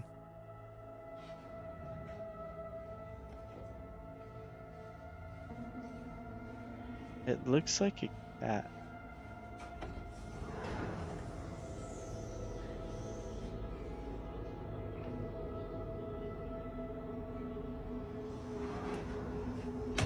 Turns out the office is actually 2 stories up, with no way for anything to climb up or sit outside the window. So who or what is this? You decide. Oh. The Crossing. Somewhere in the Middle East, a guy is riding his motorcycle down a lonely mountain road in the middle of nowhere. He encounters something that he just can't explain. I'd hate to encounter something on a motorcycle, bro. I would hate that. Oh gosh. Oh gosh. You can see it. It's still there. Why is he going so slow? Thing seems to walk across the road right in front of him. Now, that's not so weird. But whatever this is, it seems to be walking on 2 legs, and then it seems to raise itself up and jumps right over the roadside guardrail.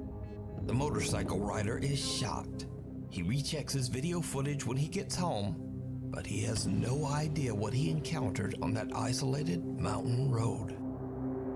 Disturbing results. YouTuber Tyler Blanchard is very much a skeptic when it comes to ghosts and the paranormal. Tyler believes that the reason ghost hunters usually find so-called paranormal evidence at haunted places is simply coincidence, coupled with the fact go that to the they freaking expect school and to be the experience janitor, paranormal bro. activity. Are ghosts real or just scared people imagining things? So Tyler cooks up a very interesting experiment. He invites his friends to go on a ghost hunt. However, he splits them into two groups. One group, including Tyler, goes to a house that many paranormal investigators claim to be extremely haunted, the Brackenford Manor in Lake Arrowhead, California. But the second group, they are just sent to a randomly chosen Airbnb. This house has never had a reported death in it. No guests have ever recorded any paranormal activity. It's just a normal house. Now, this house is not haunted in any way. However, the second group is told a fake ghost story about how this typical random Airbnb house is extremely haunted and was the site of some grisly and terrible events, none of which is true. So in the 70s, there was a family that lived in this house. A burglar basically broke in and the family, and it's rumored that they still are here. Oh man, not this ghost stuff, man. So, the experiment begins and the ghost hunt starts at the real haunted house, the Brackenfern Manor. Now, Tyler isn't expecting anything Interesting to happen experiment. or to find any kind of paranormal activity. So when he and his group start investigating, they're mostly cracking jokes and playing pranks. Seriously? Tyler, I know you guys are hiding somewhere. He's talking to himself to try to keep himself from getting really scared. Funny prank. Let's end it now, am I right? Please.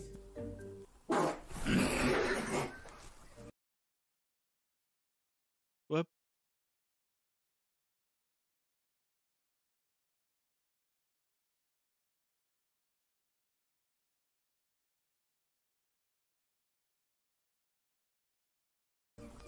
A noise over here.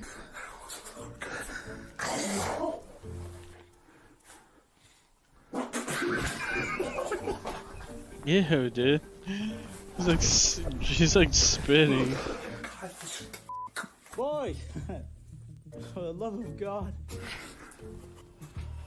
I'm not alive. For a good bit I was scared.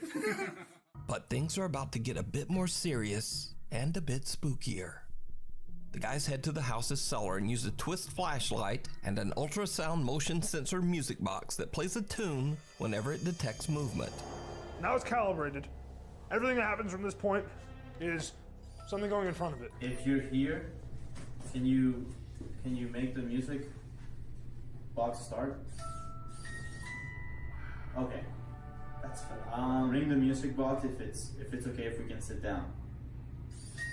Thank you. Let's sit down right here. Let's go. That is phenomenal. Honestly, this seemed so unexplainable, but not as unexplainable as the not haunted house. Is anybody here with us? All right, literally nothing was happening there. This is weird. If you are here, would you mind turning on one of the flashlights? Or the motion sensor, whichever you prefer. You prefer the motion sensor? Oh, both, I guess. Dude, the flashlight turned on? Yeah, that just doesn't happen. Unless there's something fun. Wow. And even after repositioning, it still went off. Well, thank you very much for having us. We're gonna go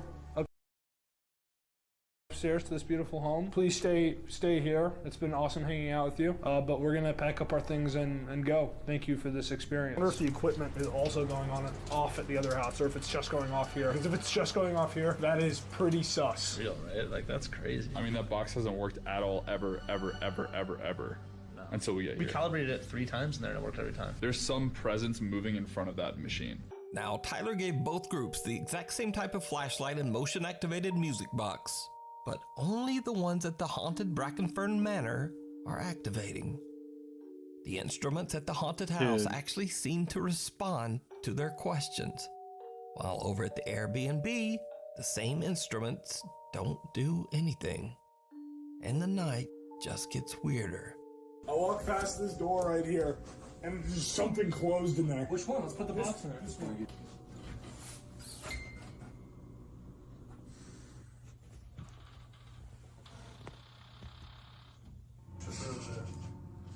What? Oh. Wait, that could have been something, right? That could have been the air, the wind. Calibrated. Oh. Okay. Yep. Bingo, baby. It's in the corner. I'm not doing this anymore. Alright, well, that's kind of all I needed. A window in one of the rooms moves by itself, and the music box activates as if someone is moving by that window. So, in a final attempt to disprove the creepy results from the music box, they try one more test. We're up doing some late night research. Leave it silent for exactly 10 seconds. 1, 2, 3, 4, 5, 6, 7, 8, 9, and 10.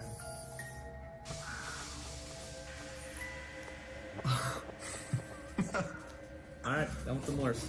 Thanks for the answer. Holy shit. Oh, wow. Why you got tears in your eyes? This is a big boy. It's a beautiful moment, bro. I believe in ghosts. That is beautiful. They test the music box, they recalibrate it over and over, and they even change its location. But it still activates again and again, almost as if something in the house is eager to communicate with them. What makes it even creepier is that the group in the fake haunted Airbnb gets no response all night, and they don't really experience anything unexplainable. So did Tyler's attempt to prove that ghosts don't exist actually prove that they do? Look at his face. Well, you decide. You can watch this full scary experiment over on the YouTube channel. That's crazy. Tyler Blanchard.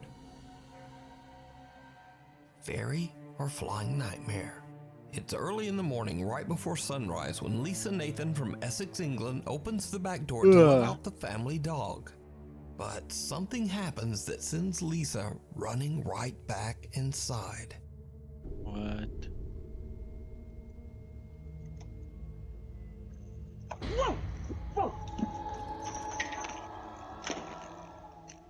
A weird pale something can be seen flying around Lisa before she freaks out and slaps it away. After reviewing the footage, Lisa believes she might have caught evidence of a fairy. Now, I'm certainly not saying that whatever this is a fairy, but it definitely looks very odd and no one seems to really know what this thing is. So if you have any idea on what this weird little flying thing is, let me know down in the comments. The woman in white. It's 3 o'clock at night when truck driver Kim McGill is headed down the interstate in Markham, 3 Illinois. o'clock at night? 3 p.m.? 3 a.m.? What? Any driver's worst nightmare. 3 a.m. would be... So this is 3 a.m. 3... Did you see it? A woman wearing a long white dress can be seen crossing the highway dangerously close to the cars and trucks zooming right by her. Almost as if she just doesn't care.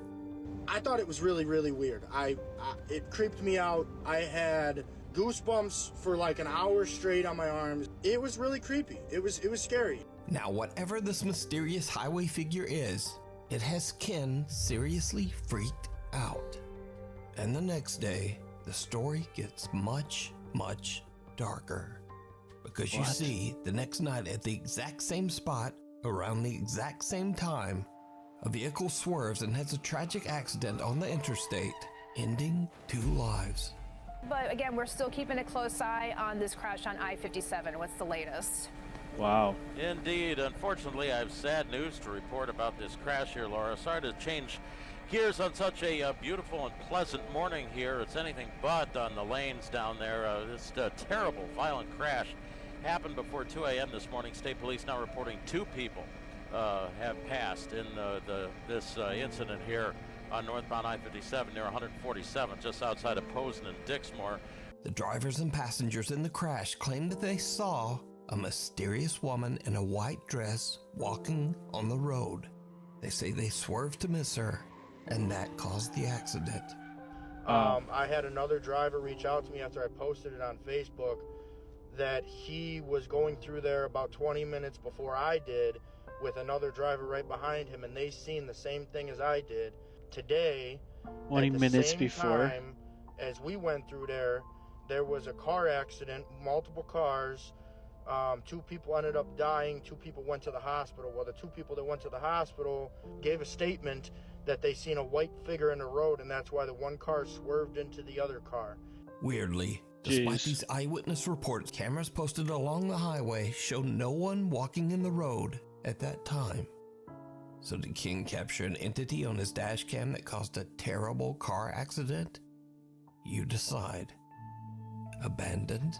Over 13 years ago, YouTube urban explorers Smash TV Canada set out one night to explore the abandoned old McCormick factory in London, Ontario, Canada. Now the group is aware that the property is often Indiana inspected by Jones, security. bruh. So when they hear strange sounds from somewhere in the building, they immediately suspect that it could be security and they turn off their flashlights to avoid getting caught. But what happens next is downright chilling. Can you turn mine off then? This isn't an old one, is it?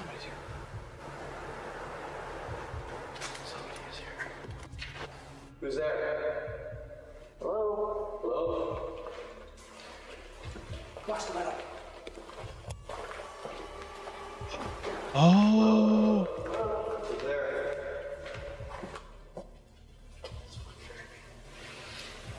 Anybody there?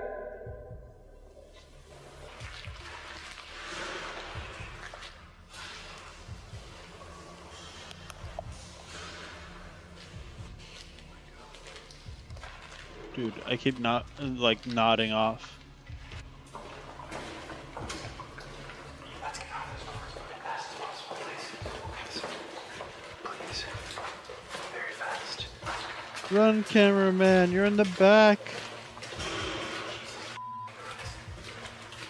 Dude, I would not want to be the cameraman here. Did you see it? Someone or something can be seen walking into a room at the end of the hall, but the group doesn't see anything. After hearing bizarre noises throughout the building, the group eventually leaves to go home. They post their video to YouTube and many of their viewers immediately point out the eerie figure hiding in the darkness. But Jason and Chris say that they have no idea who or what this could be, and they say that the room to the left that the person can be seen walking into was just a dead end. So, who or what is this? Dude.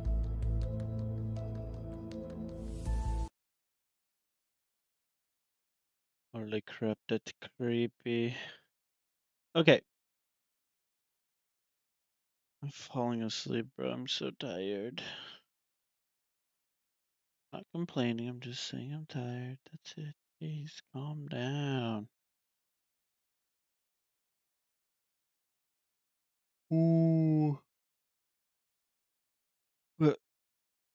Okay.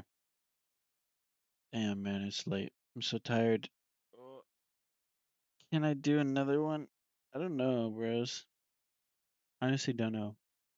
I was pretty confident that I would, but I'm so tired right now. So let's see. Mr. Ballin. Maybe I'll get up and stretch, but we'll give that a shot. Alright, Mr. Ballin is like freaking incredible. I love watching his videos. So watch the most recent one, Women and Children First. The mystery behind their deadly laughter was no joke. Today's story is. So we're gonna watch this one. I'm gonna take a short break, use the restroom, get up and stretch, probably get a snack, and then we'll come finish this one. For our first Freaky Friday. Woohoo! Thanks so much for being here. All right, guys, I'll be right back. Give me a couple minutes.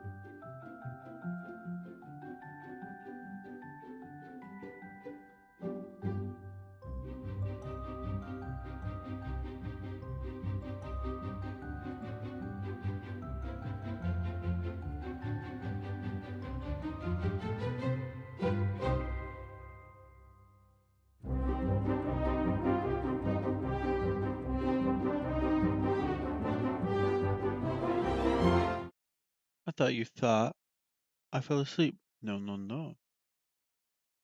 No, I was actually, I thought we had ice cream. So I was, digging around. Looking for it. Never found it. So here we are. Alright. We're going to watch this last video. This is by Mr. Ballin. Highly recommend. Very good storyteller. And he tells creepy stories. So this is the most recent video. I have not seen this. The mystery behind their deadly laughter was no joke. Today's story is a medical mystery that comes from the remote forests of Papua New Guinea. And let's just say the mystery illness is absolutely horrifying. I mean, the symptoms alone are straight nightmare fuel. But perhaps the worst part of this mystery disease is how it was determined that it was being spread, something that took a long time to figure out. But my goodness, the way this thing was being spread is just... You'll see. But fair before we get warning. into today's story, if you're a fan of the strange, dark, and mysterious delivered in story format, then you've come to the right place because that's all we do, and we upload once a week. So if that's of interest to you, please offer to dry clean the like button's laundry, but instead of using starch, use super glue. Also, please subscribe to our channel and turn on all notifications so you don't miss any of our weekly uploads. Okay, let's get into today's story. Dude, Mr. Ballin, freaking good. His middle name, I found this out on like a short or something on YouTube. Middle name is B, last name Allen, On a but sunny people afternoon in the summer of 1953, kept calling him a Ballin. young woman named An stood in the middle of a huge sugarcane grove in an isolated forest.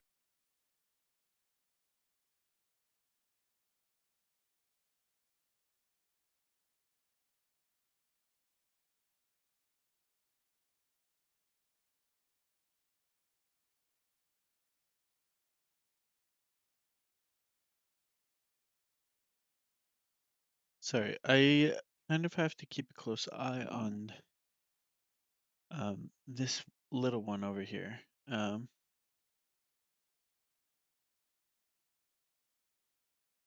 So, and I was also talking during the intro. All in their heads.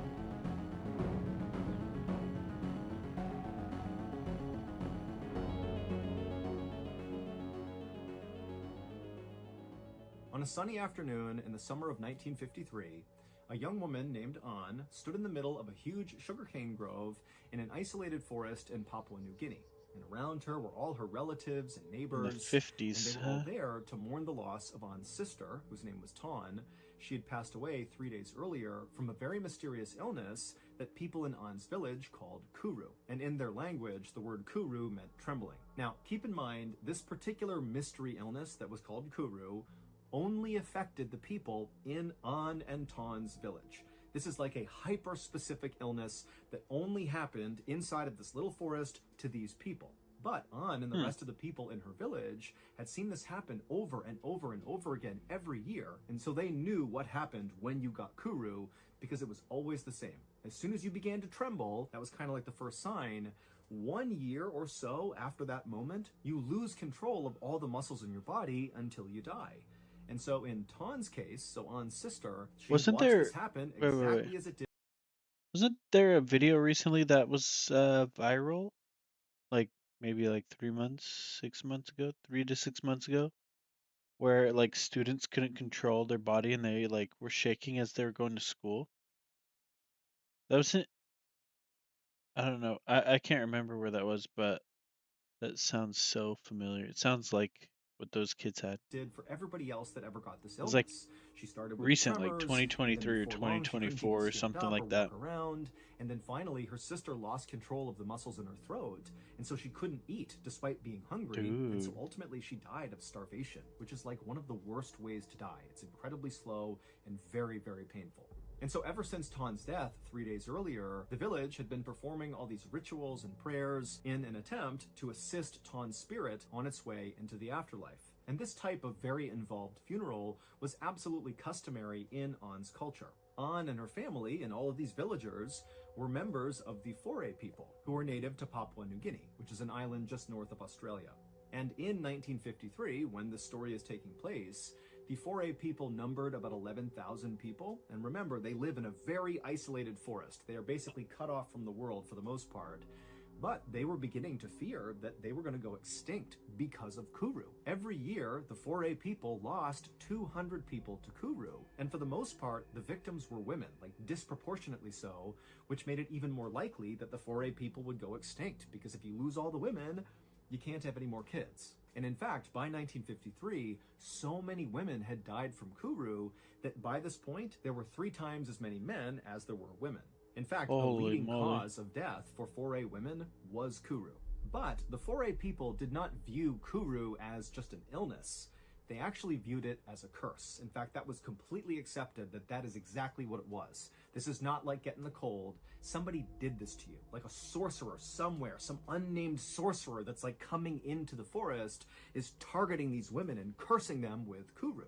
And so the Foray people put on these really elaborate funerals, mostly to ward off these dark magic sorcerers that were casting Kuru spells. And so the Foray people believed that if they just nailed the funeral procedure for somebody who has just died from Kuru, the kind of 3-day long, all these rituals and prayers they have to do, if the village is able to nail it perfectly, then the deceased who's passed away from Kuru, so in this case Anne's sister Tawn, her spirit, as a result of this perfect funeral, would be able to kind of rise up and actually seek revenge on the sorcerer who killed the person. And so these funerals were basically like kind of taking the dead, rising their spirit, and sending them off to go kill the sorcerer. And so Anne and the rest of her villagers, they went through this very elaborate process for Anne's sister, Tawn, and at the end of it, they did feel like they had really nailed it. And so they felt confident that Tawn's spirit was going to rise up and get her revenge. A few weeks after Anne's sister's funeral, Anne was standing over an open fire and she was cooking some pork and sweet potatoes. And as she went to flip the meat over, she reached her hand out and she noticed her hand was trembling, which is the first sign of someone with Kuru. Now, Anne told herself that, oh no, I don't have Kuru. It's just because I was working really hard today and I'm tired, like that's all it is. But she knew deep down she may have been cursed. Anne did her best to kind of hide her trembling hands. However, after about a month from that first time she noticed her hand shaking, she noticed she wasn't really able to stand up without kind of losing her balance because her legs were starting to tremble. And finally, when she basically couldn't even stand up without assistance, this is again only 1 month after that first tremble, she knew she had Kuru. And Anne already knew that there was absolutely nothing anybody in her village could do to stop this from killing her. Kuru was a 100% death sentence. And so if you got Kuru, it's like the whole village just began prepping for your death because they had to be ready to do this big ritualistic funeral. And so imagine that. You have this mystery illness or curse or whatever you want to think it is, and you're just counting down the days until you die. But for Anne, even though she had seen this happen so many times before and just kind of knew there's nothing she could do, she couldn't stand the idea of having this horrible, slow, painful death. And so she decided, you know what? I'm going to do something drastic that basically nobody else had done before who had Kill herself? So for context, at this time, the Foray people had been totally isolated from other people in the world for thousands of years. They basically lived in this little part of Papua New Guinea in the forest, and nobody else contacted them. They were totally isolated. However, starting in the 1950s, some Australian colonists and researchers and police actually began kind of making their way in and around the Foray people's area. So they were making contact, albeit not necessarily direct contact, but the Foray people were seeing basically white people wandering around in and around their forest from time to time. And it was always very shocking when they would see these people because they dressed completely differently, they looked totally different. I mean, it's like two worlds totally colliding. And generally speaking, Anne and the rest of the people in her village, they did not like having these Australian people kind of wandering around. But Anne is thinking, you know, the people in my village, the Foray people, they have no solutions for me. So maybe these Australian people that have kind of popped up, maybe they have some answers about what I can do to stop myself from dying from this horrible curse. Keep in mind, by going out and seeking help from these outsiders, it was like An would be breaking a huge custom. This is so taboo for the 4A people, and very likely, even if she was able to find a solution from these outsiders, it's not clear if she would have been welcomed back into her village. And so this is a truly desperate measure she's taking, but she really felt like she had no choice. So, even as her body trembled from Kuru, An managed to stand up using a stick, and she began kind of hobbling her way quietly and discreetly out of her village, something that she really never did. And eventually, after hobbling her way out of sight of the 4A people, she began making her way through the woods, and she eventually came to a clearing where there was this house. And it was obvious this is not a house that the 4A people have built. This is somebody from the outside who's built something kind of near where they were living. And so An wandered up to this house, not really sure what to do, but she went up and knocked on the door, and a second later it opened up, and it's this Australian anthropologist named Ronald Burnt, who actually An had seen before. He had been coming through her village a couple of times, attempting to interview people to learn more about the 4A people. She knew that nobody wanted to talk to him, but she had seen him before. And so she was relieved. This is someone that I'm somewhat familiar with. And so as Ronald is staring back at her, and Ronald's pretty tall and skinny, he's got glasses on, he's dressed like a typical Australian in the 1950s, and he's looking at An, and An begins to try to tell him what's going on with her. And as she began to talk, the words she was saying were coming out all garbled, and she realized that the Kuru curse was now affecting her throat, the muscles in her neck, and she was not able to speak. But as it happened, Ronald, who was very familiar with the 4A people, he could tell, based on just the way she was acting and how desperate she looked, that very likely this woman was here because she believed she had Kuru. And Ronald, who had learned about Kuru after studying the 4A people, he had done some research on it, and he believed it was entirely psychosomatic, that this was not an actual illness. Basically, he believed Kuru was acute hysteria, that these 4A people were just going crazy and convincing themselves that they had this illness, and I guess that kind of manifested their death a year later. And so Ronald interrupted An, who again is struggling to talk, and he was able to communicate to her in her language that you do not have Kuru, you are hysterical, this is in your head, and you should go now. And then he shut the door on her. And An had no idea what to do. She was embarrassed. She was terrified that maybe somebody from her village had seen her come out here. And so just trembling and feeling so alone and so scared, she turned around and just went back to her village. 9 months later, An's condition had severely deteriorated.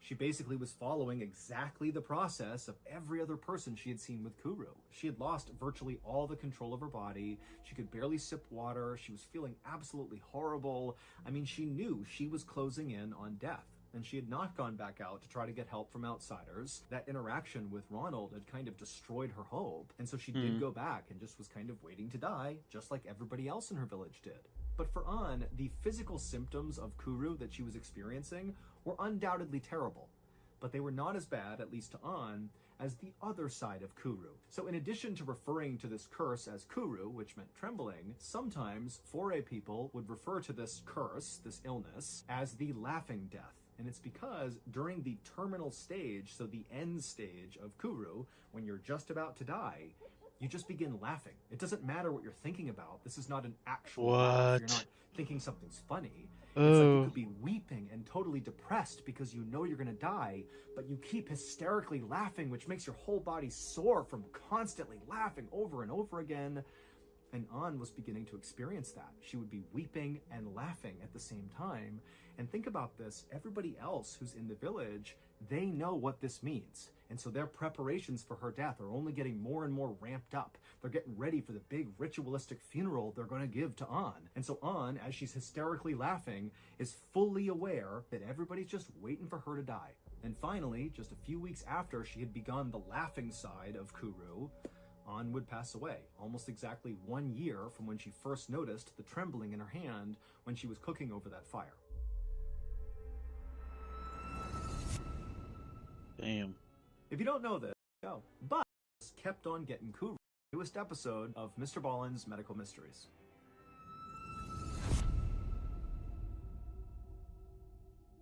After An's death, more and more people just kept on getting Kuru.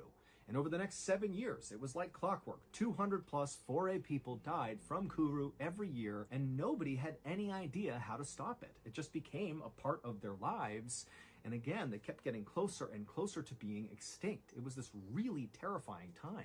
7 years after On's death, so in 1961, a medical anthropologist named Shirley Lindenbaum was sitting in her office at City University in New York reading over old scientific articles. And as she was just kind of flipping through them, she noticed there was an article from an Australian anthropologist named Ronald Burt, the same guy who had turned On away and told her, no, you don't have Kuru, that's not real, it's psychosomatic. And in this article, Ronald outlined these symptoms that the 4A people were exhibiting that obviously were not real. They had tremors, loss of muscle control, and huge mood swings. But Ronald was like, it's all in their head. It's not a real disease. But to Shirley, as she's reading this, she's thinking, why has Ronald decided this has to be psychosomatic? These symptoms seem like a real disease, like a neurological condition. Something must be attacking their brains, causing them to have these symptoms and then die. But when Shirley, just out of curiosity, began to do some additional research on the Kuru disease, or whatever you want to call it, she discovered that there was basically no real research other than Ronald's about this weird illness.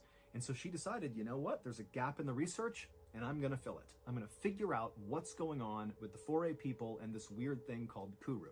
So the following summer, when Shirley finally had some time, she left New York and flew to Papua New Guinea, and she made her way into the forests to contact the 4A people. And eventually she reached some of these small villages that contained 4A people, and the 4A people, even if they didn't necessarily embrace Shirley, many of them were open to at least speaking to her and talking about their culture, their customs, their history, and of course talking about Kuru, this curse. And eventually Shirley made her way into this one particular 4A village where she actually saw a white man just walking around in this village. So he really stood out. And so immediately Shirley walked up to this guy, and he introduced himself as Dr. Michael Alpers, and he told Shirley he had been living in these villages with the 4A people for several months because he was studying Kuru. He wanted to figure out, what's actually causing it, because he also felt very skeptical at the idea that this is just psychosomatic. That did not seem very plausible. And so Shirley and Dr. Alpers were totally aligned, and they're like, hey, let's swap notes and do this together.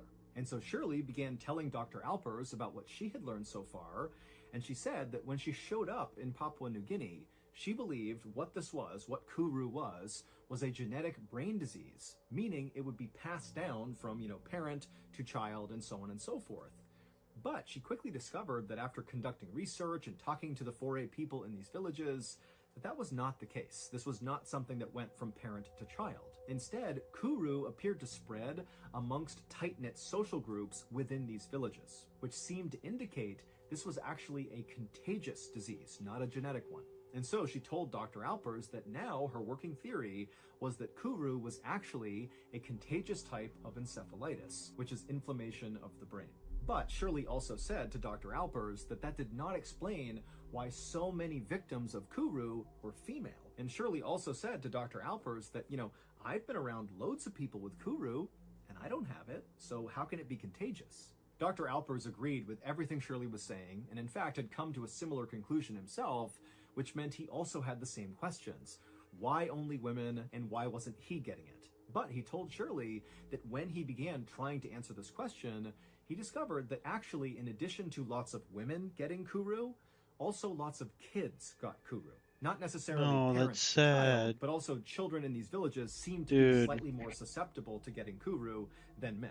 And in fact, Dr. Alpers told Shirley that right now there was a 12-year-old boy who was in the final stage of Kuru, so the laughing stage, the terminal stage, and because this boy's parents knew their son was going to die, they were so desperate and grief-stricken that when Dr. Alpers came by and offered to do an autopsy on their son when he passed to try to learn more, the parents agreed, even though that meant totally breaking 4A custom.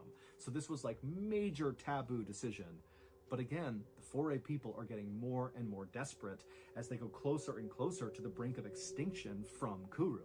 A few days later, Dr. Alpers found Shirley, and he told her that the 12-year-old boy had passed away, and so now it was time to conduct the autopsy. And so he led Shirley to a clearing in the woods that was kind of far away from the eyes of the villagers, and there was a makeshift autopsy table with this boy's body on it. And while Shirley really could not stand to watch this actually happen, she did go over after Dr. Alpers had opened up the boy's skull, revealing his brain. And he yelled to her, hey, you have to come over here and look at this.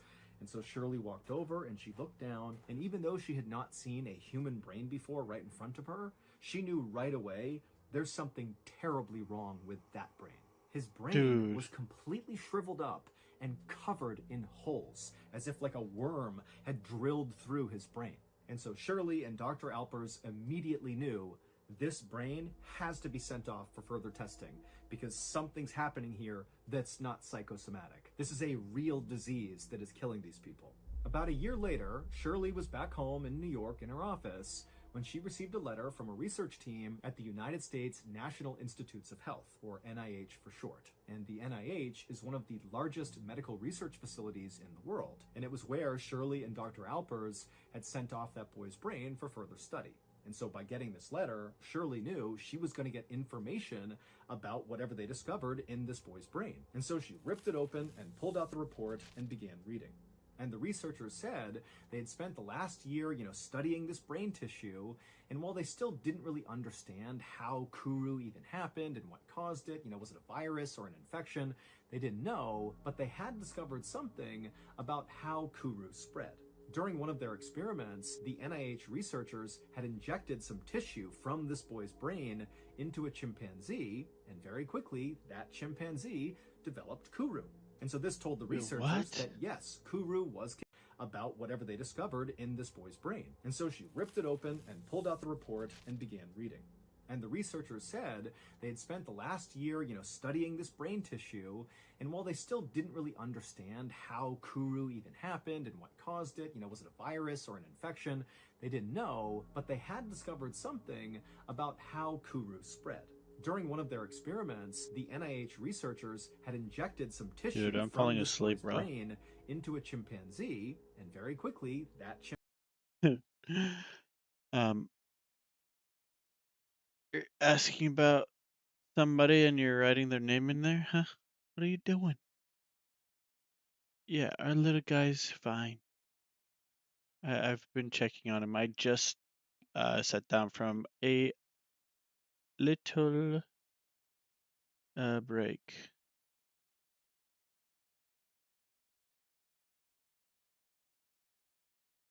I keep nodding off, man. I'm so tired. Oh, but let's finish this. I keep missing. What are they talking about? A chimpanzee? What caused it? Was it a virus or an infection? They didn't know. But they didn't know what the disease was. Something about how Kuru spread. During one of their experiments, the NIH researchers had injected some tissue from this boy's brain into a chimpanzee, and very quickly, that chimpanzee developed Kuru. And so this told the researchers that yes, Kuru was contagious, and it spread through infected brain tissue. But how one person's infected brain got into another person's brain was the big mystery. But at least they had found something. But as Shirley read this, because she had done all that research when she went into the forests of Papua New Guinea and spoke to all these 4A people, she had learned a lot about what they did on a day-to-day basis and, what their various customs and rituals were. And she actually knew exactly how something like this could happen, something that only the 4A people were doing.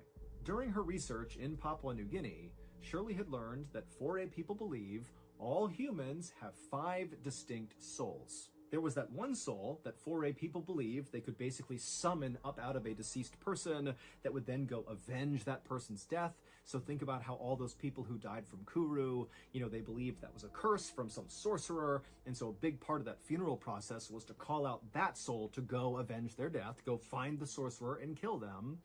But that was just one soul. There were 4 others. And of these 4 others, there was one called the Quila, which was the most dangerous. Quila meant flesh in the 4A people's language, and this soul was like a manifestation of death and decay, because that's what our flesh does. It just kind of gradually dies all the time. And so they looked at the flesh as being a really bad thing. And so they believed after someone died, their flesh needed to be stored properly. Otherwise, it would pollute the air and cause more death and decay for other people that were still alive. And the safest place, according to the 4A people, for the Quila to be stored, so human flesh, was inside of a woman's body. And the reason for this is 4A people believe women's bodies are much more resilient than men's, and so if anybody could withstand holding Quila inside of them, it would be the women. But there was a very specific process that the 4A women had to follow in order to kind of put this Quila inside of themselves. And multiple 4A women had explained this totally bizarre process to Shirley when she was out there talking to the people in the village. They didn't The way think it that worked might be is the a few problem. days after a 4A My member has passed gosh. away, this huge feast is prepared. Except the feast only consists of the Quila. Basically, the person who is dead is chopped up and prepared by the women, like their entire body gets consumed. Now, keep in mind, anybody hearing about this who's not a member of the 4A people would be like, oh my god, that's horrible. But to 4A people, this ritualistic cannibalism was actually an act of love. The idea was, by having these women consume the Quila, consuming the dead person, you're protecting the living, because you don't want the Quila out and about polluting the air, and you are respecting the dead. But remember, Kuru got spread through infected brain tissue.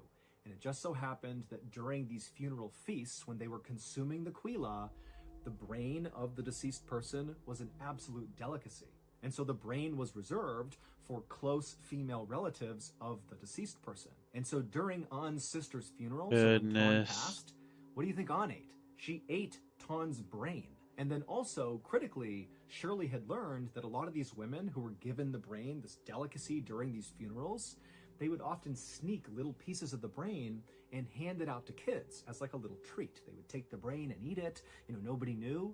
What? That's why the kids were also getting Kuru. And so a few years after this incredible discovery by Shirley about how Kuru was being passed along, the Australian colonial government banned the practice of ritualistic cannibalism in Papua New Guinea. Basically, they were telling the 4A people to stop eating the dead. It's what's killing you. And the 4A people, who were very desperate to stop being killed by Kuru, they took to it, stopped eating each other, and so Kuru was virtually eradicated, and the 4A population, instead of sliding towards extinction, actually began to grow really fast. And today, the total population has at least doubled. And also, just to close this out, one final note is it took until 1990 to actually figure out what was going on inside of these people's bodies when they had Kuru. Because back in the 60s, when they figured out how not to get Kuru, nobody understood what was even happening. It was just like, don't eat other people and you'll be okay, but that's all they knew. And while the process in the human body that caused Kuru remained a mystery for many decades after Shirley's big discovery, in the 1990s, researchers did finally figure out what's actually going on. Basically, somebody with Kuru has these proteins in their brain called prions that fold wrong into the wrong shape and then cannot function properly. This loss of protein function rapidly kills brain cells, which in turn shrivels up the brain and causes all those holes all over it. Okay, here is the clip from our newest episode of Mr. Ballin's Medical Mysteries. Enjoy. Well, we made it. It was rough, wasn't it? It was probably more rough for me than it was for you. Maybe it was more rough for you than it was for me. I don't know.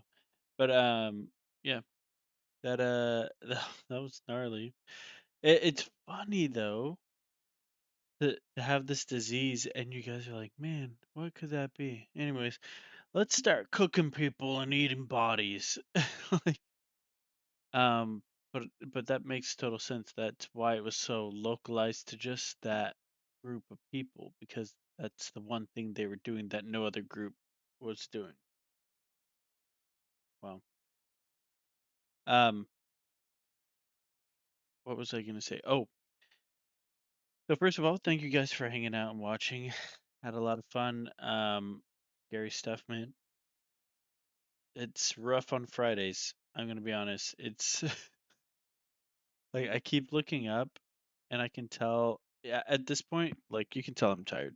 I mean, I've been nodding off and just by the sound of my voice, you can tell. So I am super tired, but I keep looking up because I keep like seeing things out of the corner of my eye.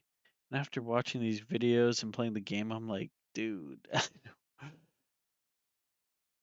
Oh, and another thing, I actually just watched an X post about this, but there was like a guy, I think he was a content creator or something, but like he started having a hallucination or having hallucinations.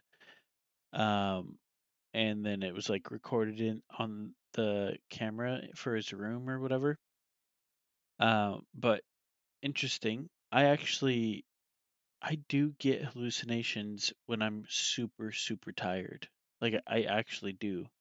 And it especially gets gnarly when I'm driving and I'm super tired. I'll start to see things on the road. And like I was just explaining, like I kept looking up because I keep seeing things out of the corner of my eye. Because I'm just so tired right now. Yeah, hallucinations are crazy. I'm just throwing that out there randomly. But back on subject. I'm sorry I've been gone. If you care about watching my content, I'm sorry that I've been gone. It's my last stream was 2 weeks ago on the Horror Friday, the Nuke Top 5 Friday. So we had our last Nuke Top 5 Friday two Fridays ago, and then today we had our first Freaky Friday because we're changing it to Freaky Fridays. But yeah, I actually so let me. I'm tired, so I might over explain this, and I apologize because I know I do that. But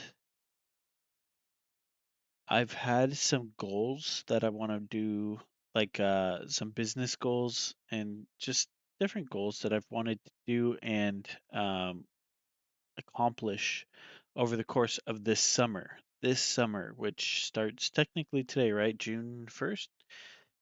Maybe summer already started, but to me, summer is like June, July, August, right? And so I've just been so behind on getting a lot of this stuff set up that I've just, I at night instead of streaming, I've had to either help with the kids or I've just had to like work on projects and work on different stuff that I'm doing outside of streaming. Sorry, that was rough. Anyways, so I'm actually still doing that stuff. But it's been 2 weeks, so I wanted to do a stream. So just so you know, I haven't stopped streaming. I love making content. I wish I was better at making VODs. And maybe I'll start doing some VODs here in a little bit. But anyways, that's besides the fact. See, I told you I was gonna like over explain or whatever just because I'm tired. Anyways, thank you guys for chilling with me. I appreciate it. Friday nights are always fun. And I will see you later. I'll see you guys next time. Bye bye. Where's my button? So sleepy. Look at me. I see myself, dude. I'm so tired. Save me. All right. Bye.